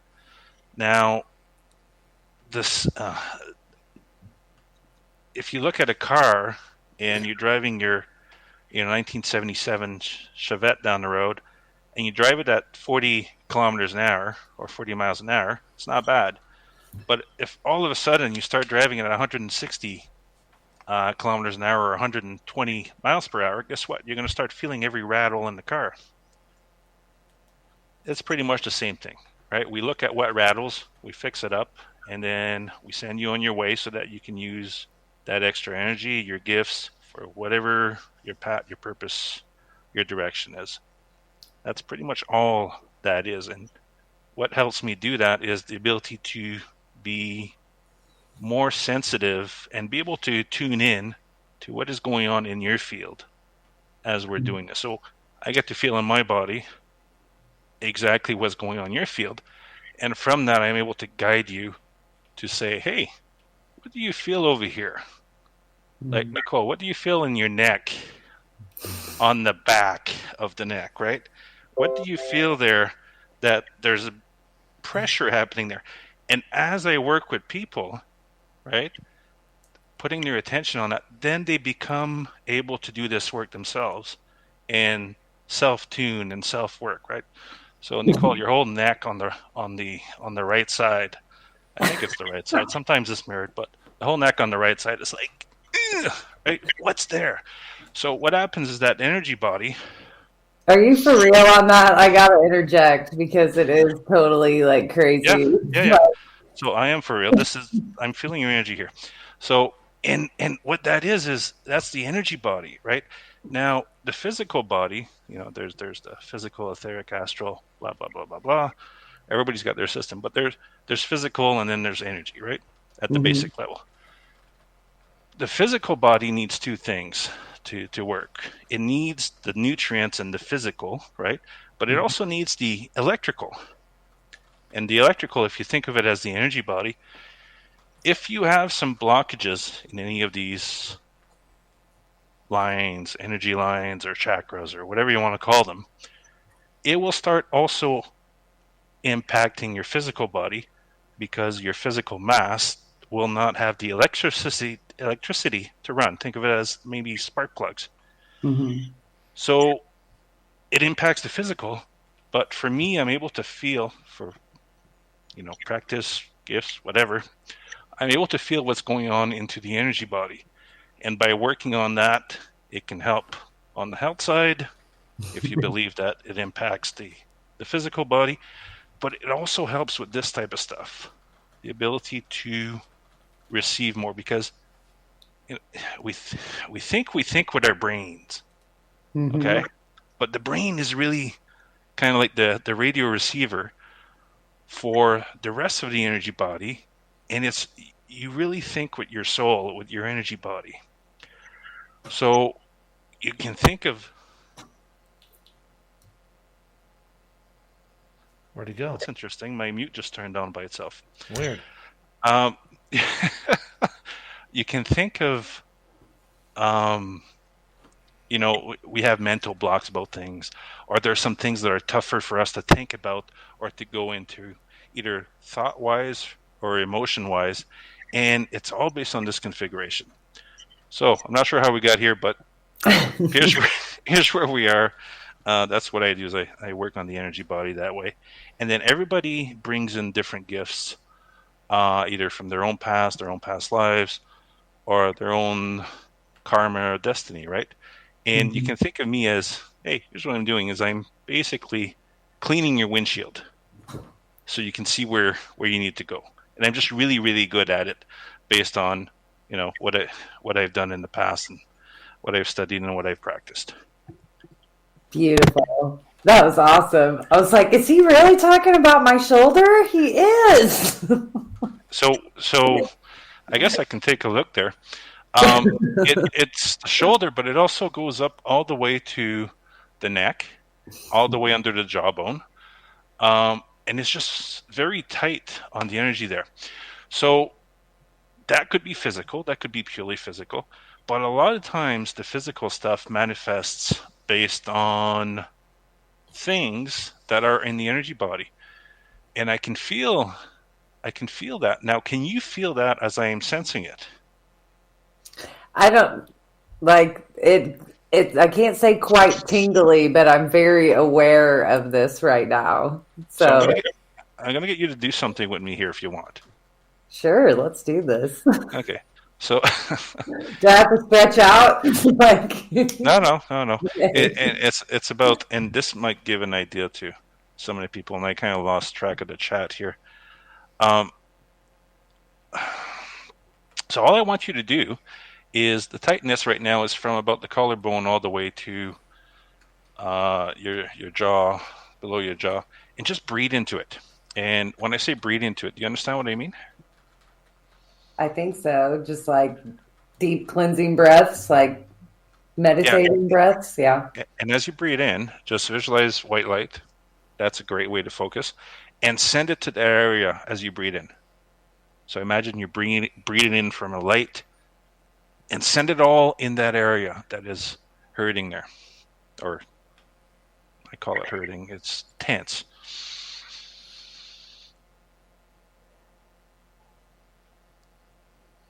And as you do that, you're basically putting the awareness, concentrating your energy in that area. And you're basically doing an energy massage to that piece to see if there's anything that is ready to come out, is ready to flow.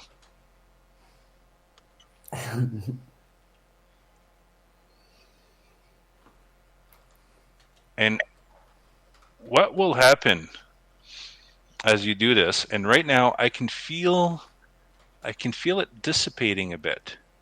I'm not sure if you're feeling the same thing, but as you're breathing into it, it's kind of mellowing out. And some of the things that happen when you do this is it will either mellow out, right? And it'll be like a simple one. And then the energy will start flowing more. And then the throat, it's typically about communication, willpower, standing up for yourself, that type of stuff, right?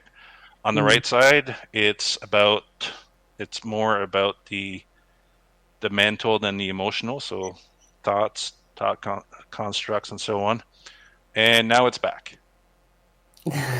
So did you feel that shift? and it kind of went away for a bit. It came up here, like, anytime you say focus on a white light, it's like it goes boop on the top of my head. And Yeah. So this is the type of work that I do with people is in doing this, I help you focus and I help you understand where these spots are. And right now it's back with a vengeance for some whatever reason. So my advice to you is tonight, tomorrow, practice that in some meditation, just breathing into it and see what comes up. Typically, it will flatten out, it will smooth out, and things will get better. Some emotions might come up, some tears might come up. I had one woman come into my place and we did a session and she could not stop coughing for an hour. For an hour, she just, as we did this, that release was the coughing. Some people tear, some people laugh. That's the weirdest one. It's like, okay. I might have had that one before, yeah. Some people get angry. Some people do get angry. But you get some tougher pieces. And I think you guys want to know about this, or yeah, bring it on. Because I just keep talking here. Keep going. And I can keep talking about this. Very similar to Monique, which I think you've had on your show a few times.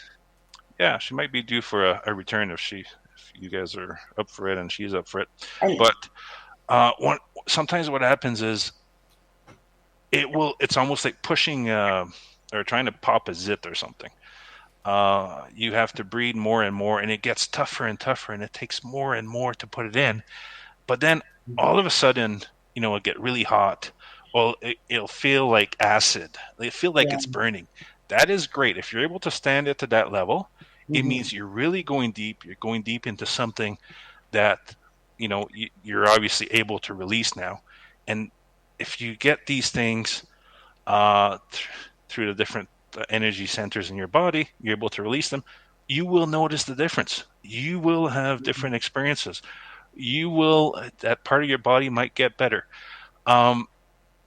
The main thing that is happening there, it's a lot about emotions, and a lot of what happened between 7 to 14, I think we went through this. Yes. Right? A lot of what happened between 7 to 14, because from 7 to 14, the brain is not really kicking in. And I call it the brain, but there's some energy stuff involved.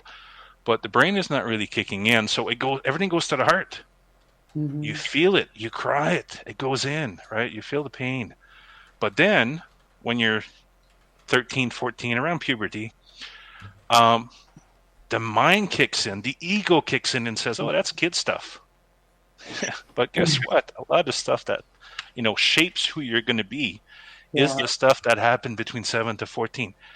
The astral body is kind of poured during that time. So that work, that's what it does. Where was I going with this? That's great. I don't know, but tell me about energy that you feel in your palms, in your hands, because I get that often. I've been trying to pay attention to these, I call them experiencer symptoms, but often when I meditate, it's like the center of my right hand will just feel like it's on fire. There are chakras in the hands, right? And these are the ways to send energy and work with energy once it has gone through the heart. Okay. And a lot of people have blockages in the heart, which if you do a similar exercise and you breathe there, you'll see if you feel pressure, right? But once these open up, this is how you can start working with energy, is the hand chakras, as well as receiving, right? So you can receive from other people if there are other people either in the physical or in the astral that are connecting with you on the energy level. You will feel some things here. Similarly, there are chakras in the back where your, what do you call these things? I guess your shoulders are, but in the back. And a lot of times when they open up, that's what some energy workers or light workers or people call angel wings. Because they see the energy coming out of there, and it's when you look into energy, it's kind of like seeing like hot pavement, and you see kind of the flow, and depending on how much you have that you can see, then you'll see colors and all that as well. So yeah, the hands is part of that system. Oh, wow. But one of the pieces that I wanted to get to, which I think is important for people to know, is that some of that pain that we go through when we're younger, or not so young sometimes, is we package it up in a layer of anger, in a sense. So it's kind of like you take that pain, you put it in a little suitcase, and on that suitcase it says, never, ever, ever, ever open that suitcase because I never, ever, ever, ever want to feel this again, right? And it gets stored somewhere in your energy body. And then when you start having a similar event, something that resonates with, I don't know, your father used to yell at you because you didn't have the kitchen counter clean, whatever it is, right? Anything that starts resonating to that, or you don't have the answer fast enough, then you start getting nervous because it starts getting to that package that you said, I never, ever, ever want to open again. That is that anger as well. So people get teary, people get angry. But if in doing this work, if you're able to get through those, that is what's going to open up the doors. Okay? Right. A lot of people say, yeah, I want to do this, but I won't do that. Okay, well, all right. Well, so and we I can do think a little bit. this is where Grant and I often talk that this is so much of an inner journey. You know, it starts off as an outward journey looking for something in the sky, but then it turns into this inward journey that you do with yourself, and as you interact with the phenomenon, you even get lessons, and you have to go through these steps and you learn your lessons. And a lot of it is, killing your own ego, and you might have to repeat lessons and things like that. But this is so fascinating to me. I think I could. How many hours do we have left, Dave? An hour? We got an hour to go. We have an hour. Call it the Pascal show. He's owning the night. The main thing is you can't really prove anything to anybody, right? You can never, force a proof of anything, because in the energy world, if you try that, it's the same as hitting them with a stick. It doesn't work. It does not work. If you look at it more in that you're trying to help people, if somebody doesn't want your help, you're just going to walk away and say, hey, if you walk up to somebody in the street and you say, hey, do you want a can of Coke? And the guy says no. You say, okay, you just walk away. You're not invested into it. However, a lot of times we're trying to prove what we believe to ourselves, right? And that's why we want them to believe. But if you look at trying to or setting this up as you're trying to help people, then a few things will happen.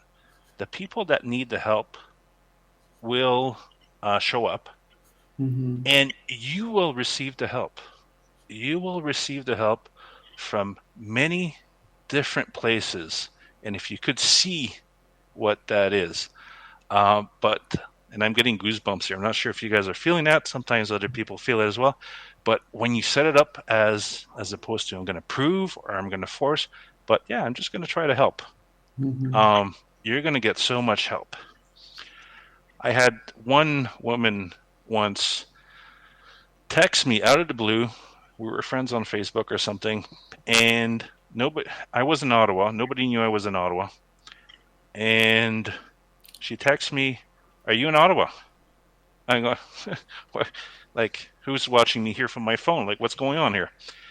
Anyways, that text led to meeting, doing some energy work, and major release work that needed to happen that changed their life. It's one of the stories that I'm going to put on my website here once, I finally do it up. But yeah, the people that need help will show up, but you're not trying to prove anything. You're not trying to build anything. Just like, yeah, I'll share my story with you. Yeah. Well, my friends, we are going to go to break here at the top of the hour. Pascal, thank you for coming on. If you want to hang out, you're more than welcome to, Pascal. You have an open ticket. I think I'm going to drop now, Dave. We need to be Facebook friends. This was this was good, Dave. I was just trying to call in to see if the microphone thing was working so that you can get Bev on. Yeah, well, we're trying to get Bev on, but Pascal, much love to you, and thank you for helping Nicole out there. And we will talk to you all soon, because hour number 3 is right around the corner. One of these days, we're going to get Bev on. That's the goal tonight. We're going to get Bev on. And we may bring out the Magic 8 Ball as well in hour 3 of Spaced Out Radio. Coming up next.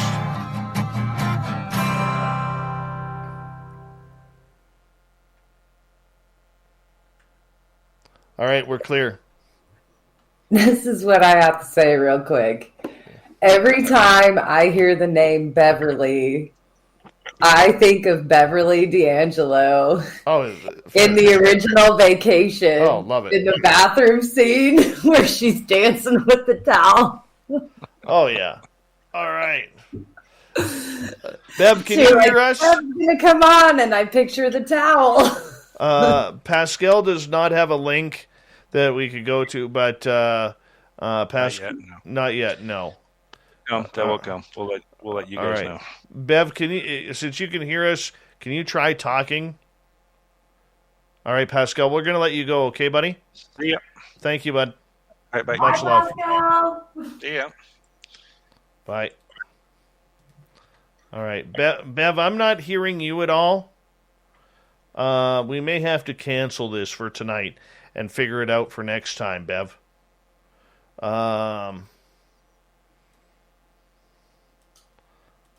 Come on, Bev, you can do it. All right, my dear, I'm going to let you go here. We'll be right back, people. I'll be right back. Nicole, I'll leave you up here just in case you want to come say hi to people. I'll be right back, people. Be right back. Dave Scott, Spaced Out Radio. Be right back.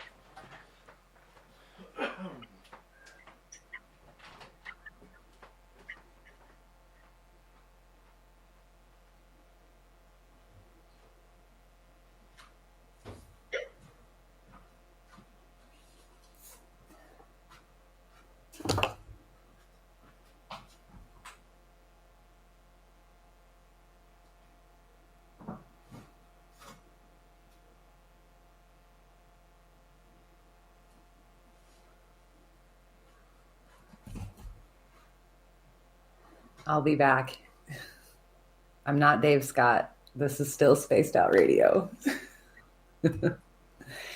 Hi, YouTube chat. I thought I could share this with you guys because I know a lot of you talk books with me when we're in other chat rooms. But I just got this really, really awesome book, UFO Drawings from the National Archives by David Clark. It's so cool. Here. Like, it's got all these great sketches from the British National Archives. But it's like sketches of encounters or drawings, renditions. I really like this one because it's colorful. But it's a triangle with like this rainbow streak behind it.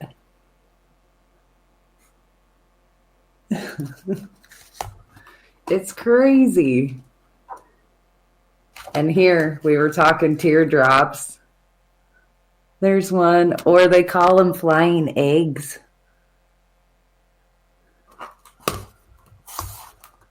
This book is really neat. It was kind of on the pricey side, but I bought it anyways because I had to have it. And here's one. I know this one has shown up all over the internet, like off and on over the years, but it's that one. It was a picture taken of a little girl. And then when they developed it, there was the spaceman behind her. Which, that's so crazy. But to read, the official report on this is just fascinating too, like what makes it into the archive. Some of these were even proven to be Well, they found out that they were known objects, so UFOs became IFOs. And I know we've all seen this one and wondered, like, where did this official chart came from? Who made it up? There she is. It's in the archive. Hi, John Balderman. I'm talking books, Dave. Nice. I know, it's so exciting, but nice. I have a confession to make. I gotta confess to the whole YouTube world right now. I bought my first Dolan. Uh-oh. You really fell for it. My very first Dolan. I bought a Dolan. I've never read a Dolan before. All right. We do want to take more calls. Okay, so I'm going to put the link in here. Gnome Squatch, how you doing? Good to see you guys. The Bezos rocket did not look like a triangle. It looked like something else that I'm not going to say. Let's just be honest. It looked like a pecker. It looked like a pecker. Yes, seriously. All right. Hey, welcome Nickster from Australia. How you doing? Welcome to the channel. And yeah. All right. I'm gonna put the link in here. Jay Fox Hunter, good to see you. So if anybody wants to call on in, make sure you're using Google Chrome if you're not on your phone, and we'd appreciate that. We'll continue on. We got like 30 seconds. Has anybody ever noticed that Jeff Bezos looks like Dr. Evil? The gorgeous and talented Jean Beckett has arrived. There she is, everybody. Give her a wave.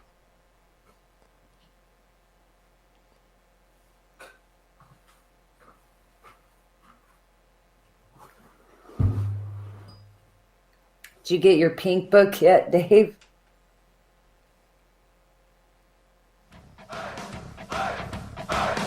Would you like to connect with us? Head to spacedoutradio.com for all your latest show info.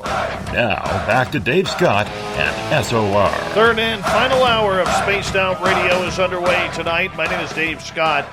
Thank you so much for taking the time to join us. We really do appreciate earning your listening ears wherever you are on this beautiful planet we call Earth. Thank you to everyone tuning in on our terrestrial affiliates around North America and digitally on TalkStream Live, Revolution Radio, and KPNL. All of our archives are free by going to youtube.com/Spaced Out Radio. Just do old Davey the favor, hit that subscribe button. The Desert Clam has set the password for tonight in the SOR Space Travelers Club. Quaquaversial. Quaquaversial is your password. Use it wisely, space travelers, as the Clam sets the password each and every night right here on Spaced Out Radio. Our website is spacedoutradio.com, where we have a plethora of features for you, including rocking out to Bumblefoot and reading up on Captain Shirk's SOR Newswire. Follow us on Twitter at Spaced Out Radio and on Instagram at Spaced Out Radio Show. Let's talk UFOs. We've been doing it all night long, sharing some of your experiences along with our guest tonight, Nicole Sakach, who's a research assistant with Grant Cameron. And you know what? We're going to go right to the calling board here. Chefist is here. Chefist, what's going on? Chefist, we can't hear you.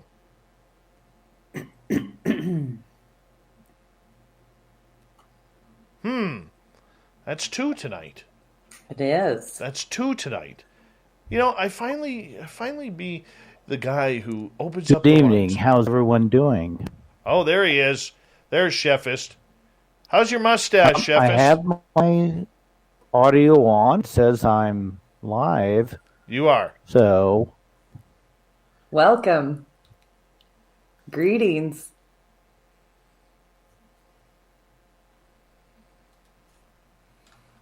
We lost Chefist again. I don't understand. I don't understand what is going on. with our audio tonight. Thank you. There appears to be a delay.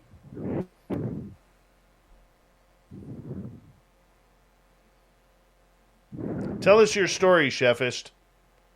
We want to hear your woo.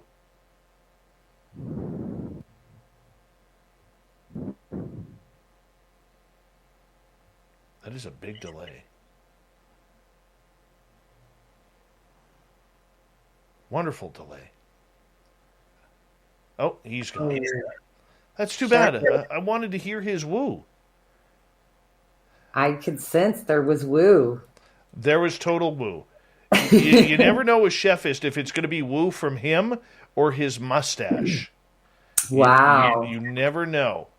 You never know. While we're here, we have a question from Nikki. Oh, okay. And I'm just trying to scroll. Dave, is it only UFOs or ghosts, spirits, and cryptids? I want to stick with the UFO aspect tonight, Nikki. UFO aliens, because that's kind of what we're chatting about tonight. I was going to comment to Nikki, too. She said she's seen a similar chart to the one I hung up or flashed. An Oxford-based UFO group in the UK came up with this chart, and it kind of ties into our earlier question, whoever asked how many species are visiting. And it says here, the MOD concluded that it was necessary to allow for the possibility that two or more quite different races of UFOnauts are currently visiting Earth. So the MOD says two or more. Sophia in the chat room says, this is one of the best shows I've seen yet. Loving it from Vegas. Open the border. Woo! Open the border. Yes, hurry up and open the border so we can have our spaced out radio party in Las Vegas. That is what we are aiming for and what we want. Nicole, with UFOs right now, I mean, people are seeing these left, right, and center, and, you know, more people than ever, because of the news that is going out, are spending time staring up at the sky, trying to figure out what it is they are seeing.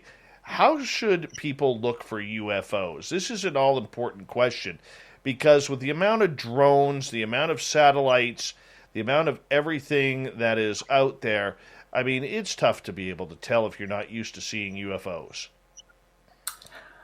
Well, you know, this is something that has gotten easier and easier over the years, especially with apps that you can find on phones now. I mean, the Heavens Above is a great one. The other satellite tracking apps, or the ones that identify stars or constellations or heavenly bodies that are moving through the area. And there's ones that even track like ISIS and other known space junk. And after you spend time, you can really tell how these things maneuver and how they traverse the sky. So even if you're seeing ones that don't show up on apps, because, I mean, we can't lie, there's black satellites up there that aren't going to be on Heavens Above or other Android or iPhone apps, but they're all useful tools. And I can only say that you don't have to stay out all night long. Like, once you learn, like, the peak hours that sightings usually happen in, which is like right in those dusk hours at sunset or right before sunrise. It's not really the dead of night, midnight, things like that, you know, so you can kind of be consistent with when you watch. And I think kind of on the experiencer side of advice that I would give is, me, after years of buying tech and getting cameras and thinking that I had to have like 3 versions set up all the time, and I worried about those things. And I also blew out a lot of equipment like that, and it would just not work, and it was frustrating. And so I stopped doing all that. I went low tech, you know, binoculars, the cameras I had that didn't malfunction anymore. the cell phone. I made sure I had tripods, things like that to steady. But good old binoculars or a monocular, and just really knowing like your frames of reference for the areas that you go in. But most importantly, above all of that, not to directly quote Whitley Strieber's book title or anything, but it does become almost a communion. Like when I skywatch, it almost feels like that feeling I get when I go into a church or a mosque. And I think so, if you have an open heart and an open mind while you're skywatching, things can happen. So very true. We have the lovely and talented Jules coming on, and she is going to tell us a woo story. Now, from what I have heard from Science Bob McGuire, Jules is an incredible remote viewer as well. Ooh. Gorgeous Jules, how are you? Why are we getting this delay? There's a delay on her, too. I don't understand this. Tech support. Yeah, where is tech support when you need it? Tech support. Who's this guy running the audio board that can't get our people on time? This is weird. That film Vanilla Sky? That's like my favorite line from that. When he finally figures out that he's like stuck in a lucid dream and he's screaming for tech support. I have never had this happen on StreamYard before. Ever. This is so weird. It's new to me, because they should be able to just come on and speak just like you and I are right now. I agree. And you know what I'll say, though? Like, you and Grant were teasing me pretty hardcore when I was having this problem, for months and months. And then it attacked Grant, and it might be your turn now, Dave. Maybe. I don't know. Jules, if you could hear us, we cannot hear you. This is like 4 calls. Maybe this is the universe telling me that I am not supposed to take phone calls. I don't know. Maybe you need to redo the link in the chat. Drop a new link. Well, the link is the link for the show. Let's see. Right. I don't know what is going on here, but it's weird. It's very, very weird that we are experiencing this tonight. So, Jules, we're going to have to put you back on hold. Let's see if it works for Nikki here. Let's see what happens here. And we'll bring in Nikki here. Nikki, can you hear us okay? I can hear you just fine. Can you hear me? Yeah, you're sounding perfectly. I don't know why other people are having an issue here. It's nice to have you here, Nikki. What's going on? Well, I've been wondering if Nicole has had any reports of witnesses who have seen gigantic mothership-style rectangular ET ships. The rectangle ships? Yeah. Well, that one's tricky for me because there's a mass sighting that took place in Illinois, and everybody calls it the triangle sightings. And they kind of happened close to my area. I'm about 40 miles away.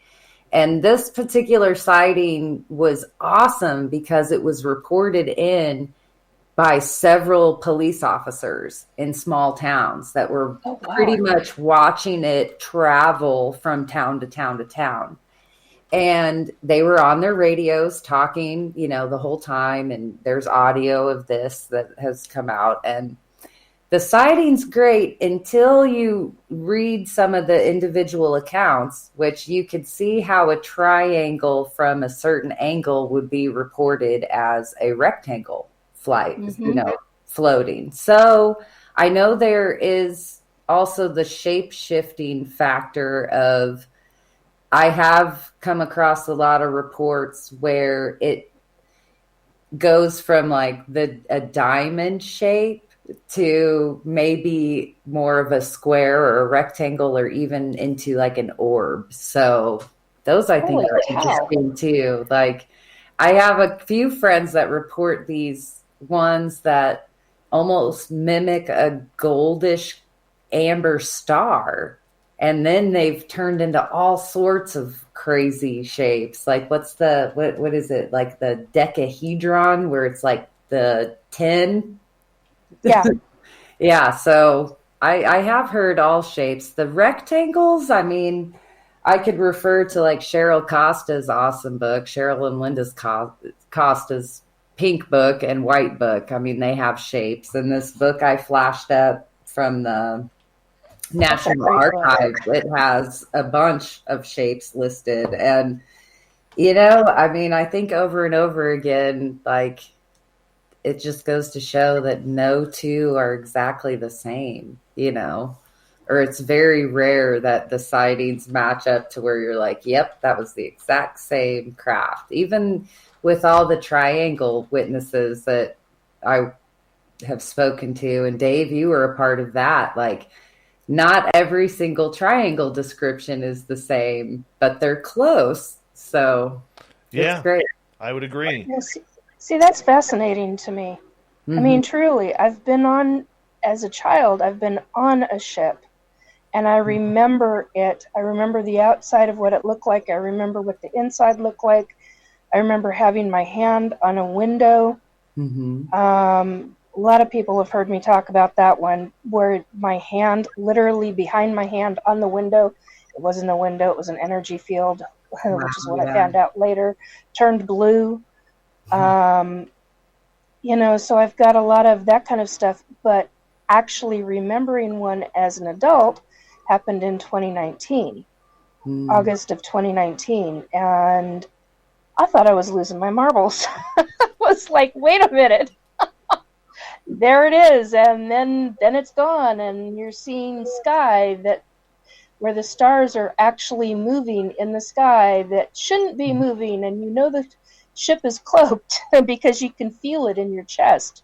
Yeah. And yet nobody else around me was seeing it. And I was with a science guy, major science nerd who deals with astronomy. And he had his huge telescope there that everybody was looking through. And I'm like, aren't you seeing this? They're like, what are you talking about? And they thought I was nuts. I'm like, no. Take a look. 50 feet down the street. Look straight up. And I was the only one who saw it. And then in the morning, somebody told me that they saw the same ship, same location that very morning because they had slept in their car. Weird. And I was like, see, I'm not losing my mind. Yeah. Awesome. I came across an experiencer who had a theory that you'll only see the craft if you have some sort of contact, like existing contact already. So if you vibrate a certain way, like you will be tuned in to see the craft. And if those around you aren't, they won't. So I thought that was kind of interesting as well. Like it has that whole play on a group will see the same thing differently. Mm-hmm. And like you said, no, you saw it and others couldn't. So it truly fascinated me too, because a few of the ones that I know, they're abductees. I was like, why are they not witnessing this? Why am I the only one seeing it? I think it was because that sighting was specifically for you. Right. And I think that these extraterrestrials have the ability to say, okay, you know, much like we said with Pascal, I mean, you and I could be sitting right side by side. You see a teardrop and I see nothing. It's like that message is for you. Nikki, we're going to have to let you go because we are running out of time, and I got someone else who wants to come on in. Thank you so much for calling into the show tonight. All right, let's go to A11. A11, can you hear us? Hello. Hello, how are you? Hello. Oh, I'm doing pretty good. Yourself? Good. What's your weird story? Yeah, so I used to live and work. I live in the United States. I'm from the U.S. But I did have a pretty I've had quite a bit of experiences that range from paranormal to, I guess, UFO, alien oriented over the years. But while working in Canada, and I was living in Vancouver downtown in one of those giant glass, skyscraper buildings. Know the ones. In a condo. Yep. In fact, above the Scotia Theater there downtown across from the IGA. Yes. And I know that one. Yep. And I used to live on the 16th floor of one of the corner condos. And I had quite a bit of, I would say, very vivid, what I would call dreams of UFOs while I lived there. But one actually on 2 different nights, but they weren't consecutive. They were, I would say, probably within the same time period of about 2 weeks. I basically woke up one night in the middle of the night, and there were literally perfect rows of text that wrapped around the room, and like as if they were being projected, and it was like a blue hologram, but without a light source. It wasn't like I saw projected, like a film projector projecting on a screen in the sense of seeing like the light beam projecting, but the wall itself had blue transparent text that was very Arabic looking. But I can't say for sure that it was Arabic because I'm not familiar enough with the Arabic language, but it looked like that sort of an ancient text, and it was in perfect rows wrapped all the way around the room. And I was definitely awake. I was not dreaming. Like at this point, I woke up and I saw this. And 2 nights, or I'm sorry, not 2 nights, but I would say within a couple of weeks, actually, it happened again. I woke up again and I saw it again. But this time I was like, I'm going to really focus and see if I can make sense of this. And I had a really good peripheral sense of the words, but I didn't recognize anything. I couldn't distinguish, like I said, what language it was, other than the fact that it looked very ancient. And I decided to focus on one of the characters. And as I did, they all sort of, that character itself actually morphed and changed. And almost like as if it was trying to communicate into English or something. And eventually, it was like I was zooming into it, and as I did, English started to form. But the only character that sort of came through that I visually saw, I saw this actually morphing into a C and a 2. Like the letter C and the number 2 right next to it, no space. And I was like, and then but I was so tired, like, it wasn't like I was definitely awake because I was aware, and I knew that I was awake. So I'm paying attention to this. I'm watching this. I know I'm awake. I know it's there. It's in front of me. And so anyway, it's not necessarily the most exciting story, but it was very intriguing to me. And it was like a perfectly aligned several rows of text going up and down my walls, wrapped all the way around the room of this sort of... That is amazing. Yeah, and then, so anyway, but here's the kind of thing that really gave me chills the next day. I decide, I type in C2 in Google. I wonder if anything will come up. And the first thing that came up was human protein. Really? Yep. I swear I'm not making this up. I'm not kidding you. And I've had so many experiences and ones that are much stranger, but I thought this would be a nice little Vancouver story for you since you're in Canada. Where are you? Where are you now? I live in Florida. Oh, hey. Much nicer change. We went south. Hey, let me show you. I'm from Florida originally, but I worked. I've talked to you through on the chat. I'm Apollo 11. Oh yes, Apollo 11. How are you, buddy? I'm doing all right. Here, Apollo, I've talked to you too in the chat. Let me show you this, and you tell me if it looks similar to your writing. Okay. Oh, hold on. Remember, our radio audience can't see that. We got like 30 seconds. So putting up a bunch of scribbles that look like hieroglyphics, that is very interesting. Very interesting.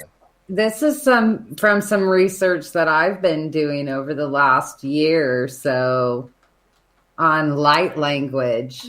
And these but instead of so vertically oriented, like I would say those are columns. If you flip that horizontally, it would look like what I saw. And how about those? See that? Well, I'm going to get you guys to hold on because we do got to go to break here at the bottom of the hour. Coming up next, we're going to warm up the Magic 8 Ball. We have the news, the thought of the day, and Nicole Sakach on Spaced Out Radio. That is awesome. We'll be back.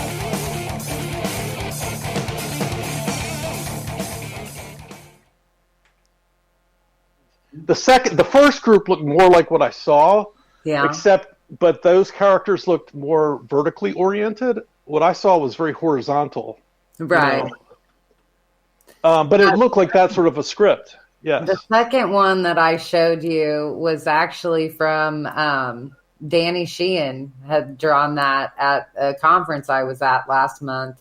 And it was writing that he saw that was on the side of a craft that he saw a photo of that he copied from memory and over the years. Like, so that's never been able to match the symbols or shapes with any known language. And in my research, I've come across this light language, and it's fascinating.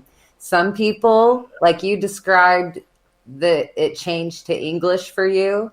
Some people describe that they can read it, but they can't write it, and that they auto write it, but they can't read it. And some people say they can pick out even different dialects with it. So it's so wonderful. Some people call it angel language as well. So that's fascinating. I mean, I couldn't believe it when I saw it, you know, and I'm getting goosebumps talking to you because it's like, recently I've joined Dave's show, and actually I found out about him through, I was watching this other show that's actually I think it's even lesser known, and they were talking about Dave's show, and I came across Dave's show. UFO Garage.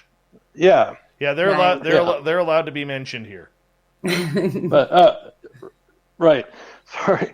But anyhow, but I watch the whole gamut of researchers and read, about them and all that. But I've never really talked too much at all, really. Actually, this is the first conversation I've had with someone. But thank you so much. That was great. Yeah. Well, thank you. I don't want to take all your time. Like that's so cool. Like, light language is like one of my new, like, woo, I get excited. I have to research it more, Yeah. You guys need to talk about this a little bit more. I think there's a lot more to that story, Nicole. I really well, with all the light language and Dave, we experienced, these shapes that appear. Yeah. And that's one link that I thought. It was like, are these, I always call them squiggly shapes. What are these wiggly shapes that appear and they came when I would meditate, and then coming across these people, and Grant and I did, I think, a panel discussion on light language, and seeing people actually like auto write it and see people can even speak it. And that was like, kapow! What does it sound like when people speak it? Well, there's different languages in the light language as well. So I met one person, I think, that could speak 4 different light languages, and they honestly all sounded very different. And some of them kind of had like almost a guttural sound to them, and some of them sounded very lyrical, like that. All just so very fascinating. A good way to relate it to maybe something familiar is if you've ever been to any Christian churches where they speak in tongues. It kind of sounded similar to that. Where I grew up Catholic, so no, Right. but I know like Pentecostal, like Yes. isn't that like a right? Yeah. So, I mean, similar, I can't say exact, but that same kind of like vibe or emotion when you would hear people. It's almost like that, like you see people take on like that channeling presence. Like when they would speak the light language, it's like their body would kind of shift. And then, some of them could speak it and not even know what they were saying, but somebody else would interpret what they were saying, or somebody else could write what they were saying. Like, it's all very fascinating. Like, It's and how it might relate to our ancient past, cuneiform and all that. Mhm. But and it reminds me of the what is it, Peniston, the the glyph Randall on Jim Peniston's right, exactly. origin. Yeah, similar. Yeah, and I'm fascinated with that case too. If I see anything similar to those shapes, I send them to Jim. All right, guys, I gotta, Mr. Apollo, I gotta let you go here because we are going to get into the Magic 8 Ball here. So let's make sure everybody in the audience gets tightened up. And thank you for calling in, man. No problem. Thank you very much. Appreciate you. Enjoy the shows. Take All right, care. Bye-bye. What a nice guy. First time I've chatted That's with him. great. Yeah, Are you sticking? I'm picturing Apollo from Battlestar Galactica. Hold on.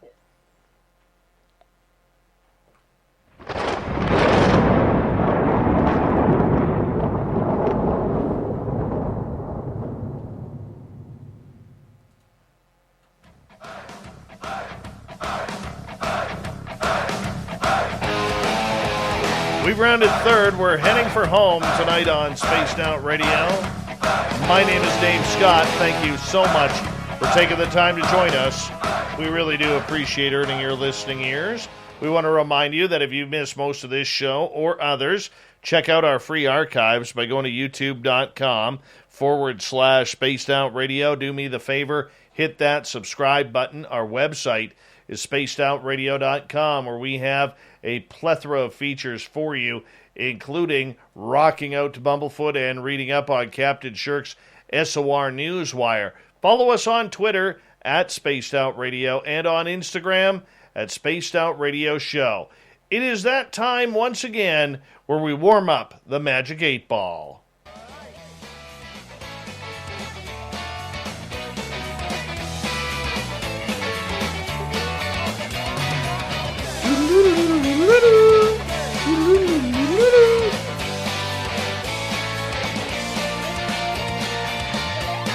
All right, it's that time once again where we bring in the Magic 8 Ball to do some very, very highly controversial yet highly accurate psychic predictions.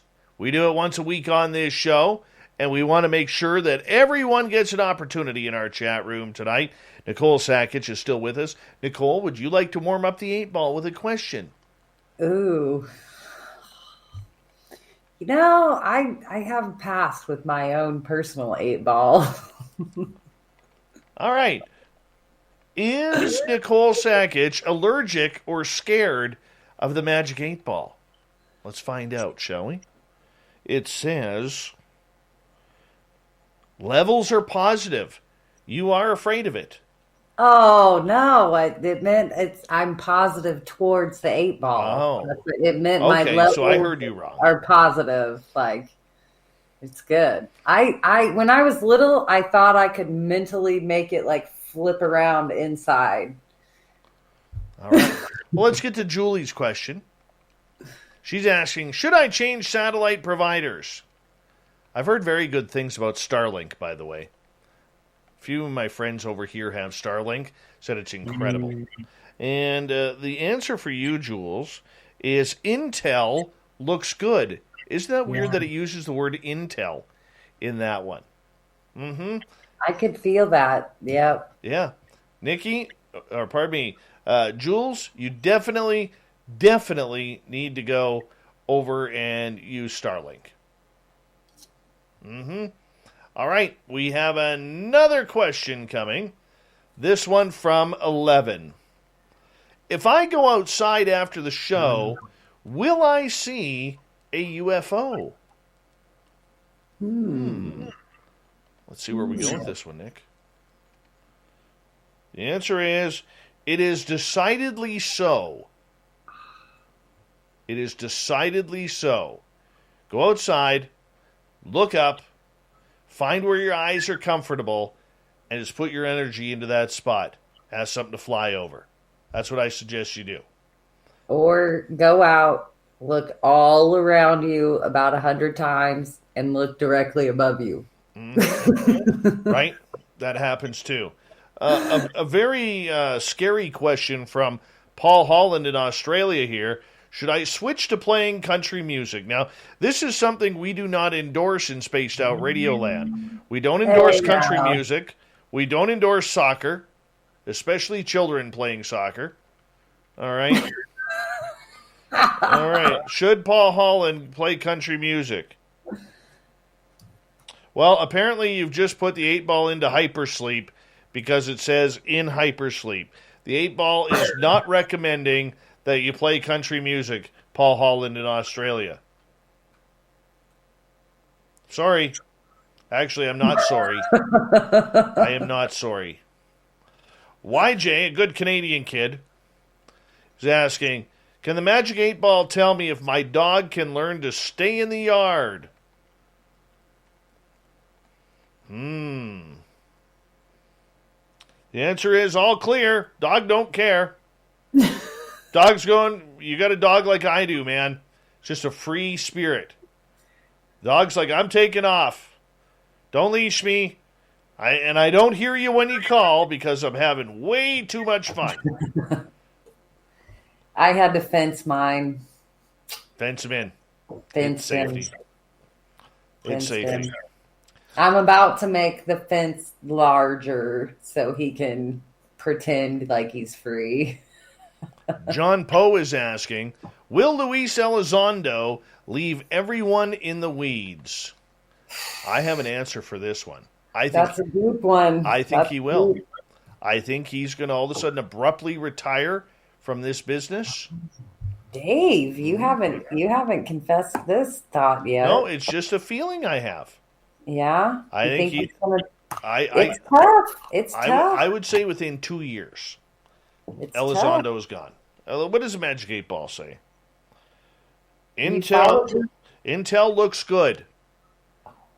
Intel looks good that Luis Elizondo will leave everyone in the weeds. I'm giving it a timeline within 2 years from today. So within 2 years of August 3rd, 2023, I do not think Elizondo. Put that prediction down. You got a pen there. I'm doing it. All right. B. Hoff is asking, Magic 8-ball, is the Earth flat for real? And the answer is, out of fuel, try again later. What that usually means is, are you kidding me? Really? There's sarcasm in that answer for you, B. Hoff, because the world's round. Not perfectly round, but round. Zenzabil is asking, Magic 8-ball, do you tell the truth? And the answer is, reply hazy, try again. Doesn't like this ball, I'm going to be honest with you, this Magic 8-ball doesn't like sarcastic questions. It gives a sarcastic answer back. All right, Fabster. If I go buy a one-size-fits-all Dodger hat, will it fit? Absolutely not, Fab. Fab, they couldn't even fit a rain tarp over your head. Hold on. It is decidedly so. The Magic 8-ball doesn't lie, Fab. Apparently, there is a baseball cap out there to fit your size 16 head. Normal people wear a 7, just so you know. All right, let's see if there are any more questions here. Lazarus is asking, 8-ball, is there a frozen civilization under Antarctica?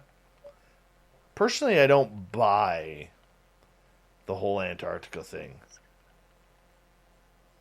Is there an ancient human frozen civilization on Antarctica, or are we asking alien? I think either or, but the answer is ask again later.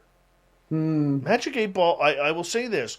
Magic 8 Ball does not like the Antarctica questions. Does not like it.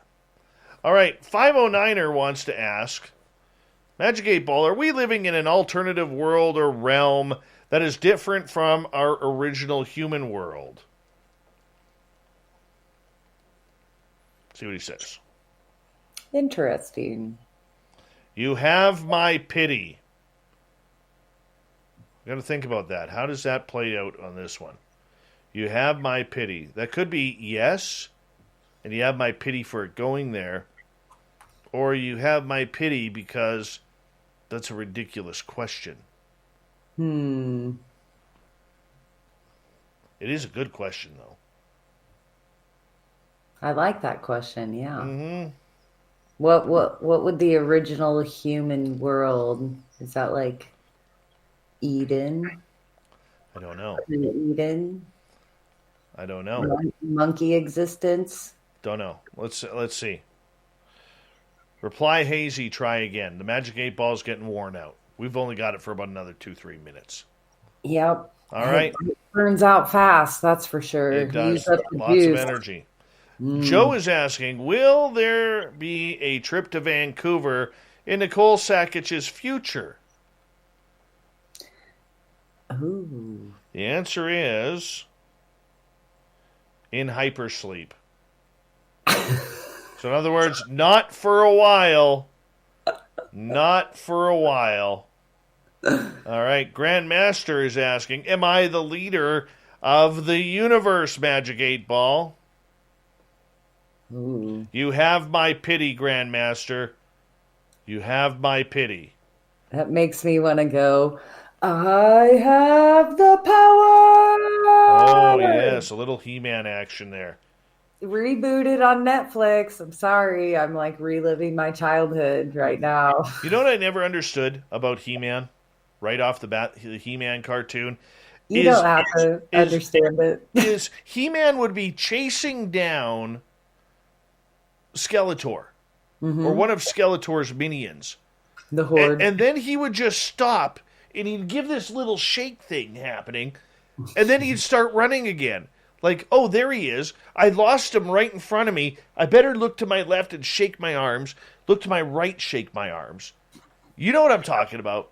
Anybody who's watched He-Man knows. The reboot, they fixed all those animation issues. Oh. Chris Moe in Austria is asking, is Carl the alien an agent for the galactic entertainment industry? Not today, Sheriff. Not today. No, he's just a gray who's hanging on out.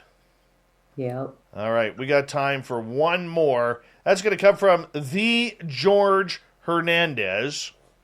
Actually, we'll fit in two more. Azrael as well. Second to last. Jorge Hernandez. Uh-huh. And the answer is there another, or the question is there another world besides this world? And the Magic 8 Ball says, all clear. Definitely. Definitely. But I think it's on a different timeline. And Azrael is asking, did we all die in 2012? Final question for the Magic 8 Ball on the night. Did we all die in 2012? We all see dead people. Not today, Sheriff. Not today. Nikki, you ready for some news? I am. Me too. I just got to find our theme song here because I'm that guy. There it is.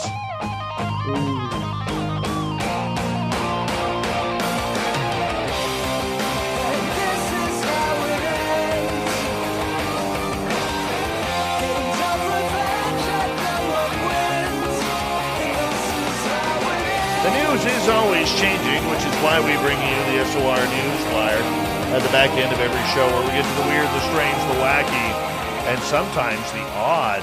Not to be outdone by the young upstart Perseverance, NASA's Curiosity rover has spent days gathering images of interesting rocks at the base of Mount Sharp on Mars, which near where the rover landed back in 2012.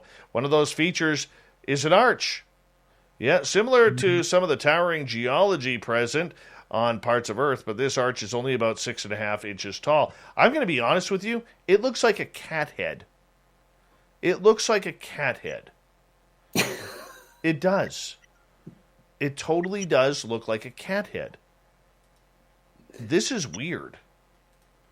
This is totally weird. Okay? Ooh. So this cat head thing, raw images of this, apparently the structure is located in Mars' Gale Crater. No wonder Captain Shirk put it in the news. It's Gale Crater. Gale's Crater, of It's course. Gale's Crater. We're going to call it Shirky Poo Crater now. Which is nearly 4 billion year old meteor impact site. How the hell can they tell it's a 4 billion year old meteor impact site? I'm sorry, I don't like when they do that. They can't tell. Oh, based on clay and sulfate mineral deposits located on it. Anyways, they're trying to figure out what this thing is. So there it is. Okay, if you were to look at the photo, okay, it's like you got the big sandy ground, and then you have this, what looks to be a petrified cat with legs in the front and legs in the back. I get that. Okay, can I chime in for a Sure. second, though? Because it kind of looks like, you visualize this a little bit. It almost looks like somebody bending over going, "Blah!" No, that ain't human. That looks like a cat. So if you go back to the first picture, that looks like a cat. Look, it's got the pointed ears. It looks like a bobcat. Yeah. A petrified bobcat on Mars. That's what they found. We're going to call it that. I'm drawing the line on that one. They found a petrified bobcat on Mars. We need a different shot of it. We need that's a profile. We need a straight on face shot. All right, exactly. All right, a pensioner in Germany has been convicted of illegal weapons possession after he is found to own an extensive personal arsenal, including a tank. The defendant, who's 84 years old, has been handed the suspended sentence of 14 months in prison and has been ordered to pay a fine of, about 250,000 euros, or pounds, pardon me. Officials found the tank and another World War II-era military equipment at the defendant's house in northern town of Heikendorf in 2015. The Army had to help with the removal. Oh, isn't that terrible? Isn't that terrible? They just don't let you play with the World War II weapons the way they used to. And finally tonight, all right, a couple who recently purchased a Pennsylvania farmhouse said they had to pay $12,000 to have 450,000 bees removed from inside the walls. Sarah Weaver said she and her husband bought the 1872 farmhouse in Skippack without conducting any inspection because they had been searching for a home in the area and wanted to move quickly when they saw the house on the market. What they didn't expect was bees. Lots of bees. Bzzing all over the place. There was just no way that they could get it. You know the weird part about it is, I don't even think that they got to keep the honey. Terrible. Ooh.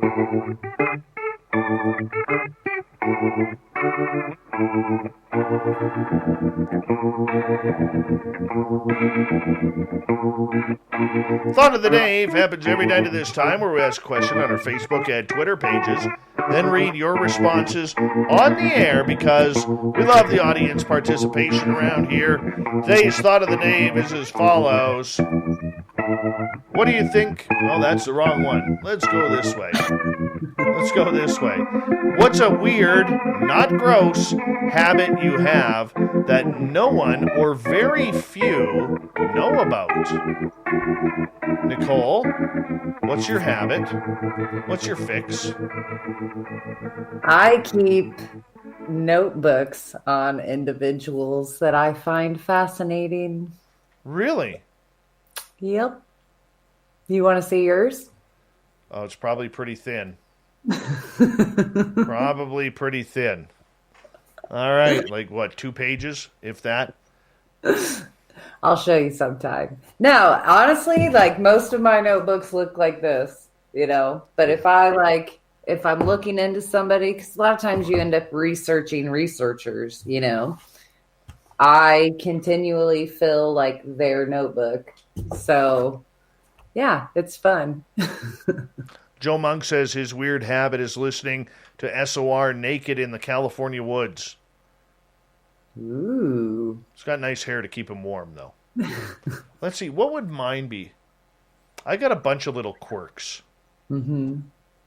I think it's stupidly funny to collect beards. And hot sauce bottles. I collect hot sauce bottles. And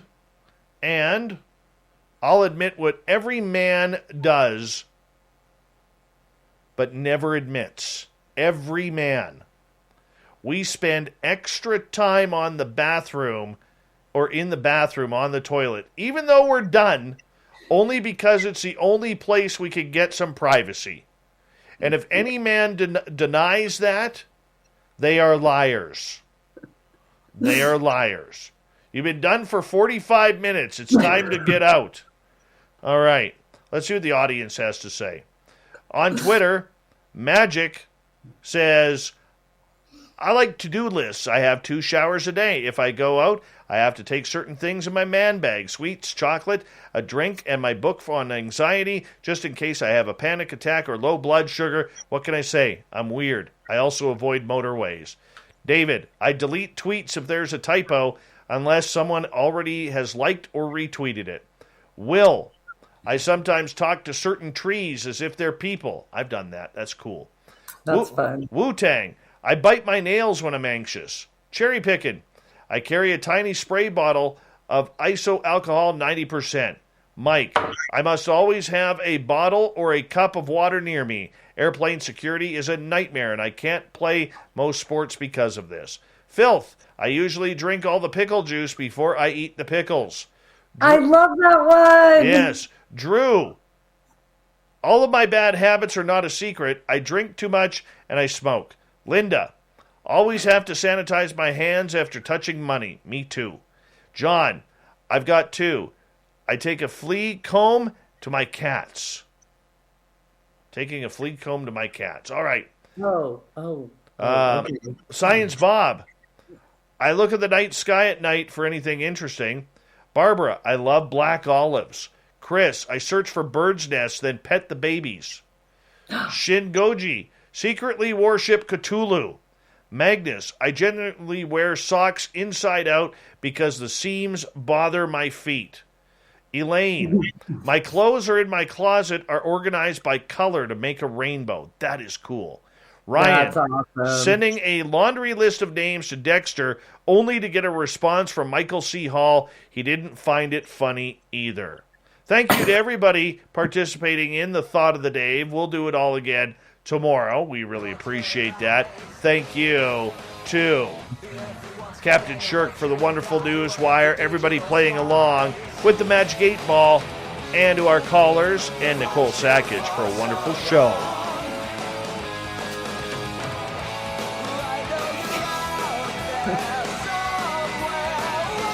We got Mr. Ron Bumblefoot Thaw rocking in the background with Little Brother is Watching. Bumblefoot is the official music of Spaced Out Radio, rocking us in and out of every single show. Get your horns up for the guitar god itself.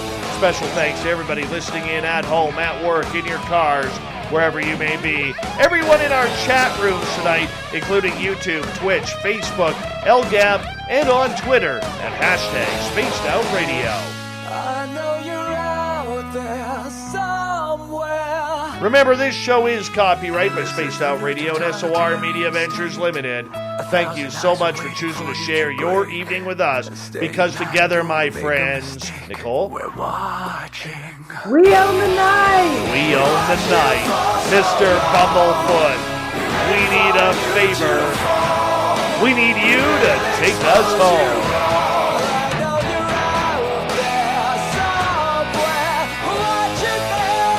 Yes, the Woo train has docked for the night. But soon, my friends, we shall ride again.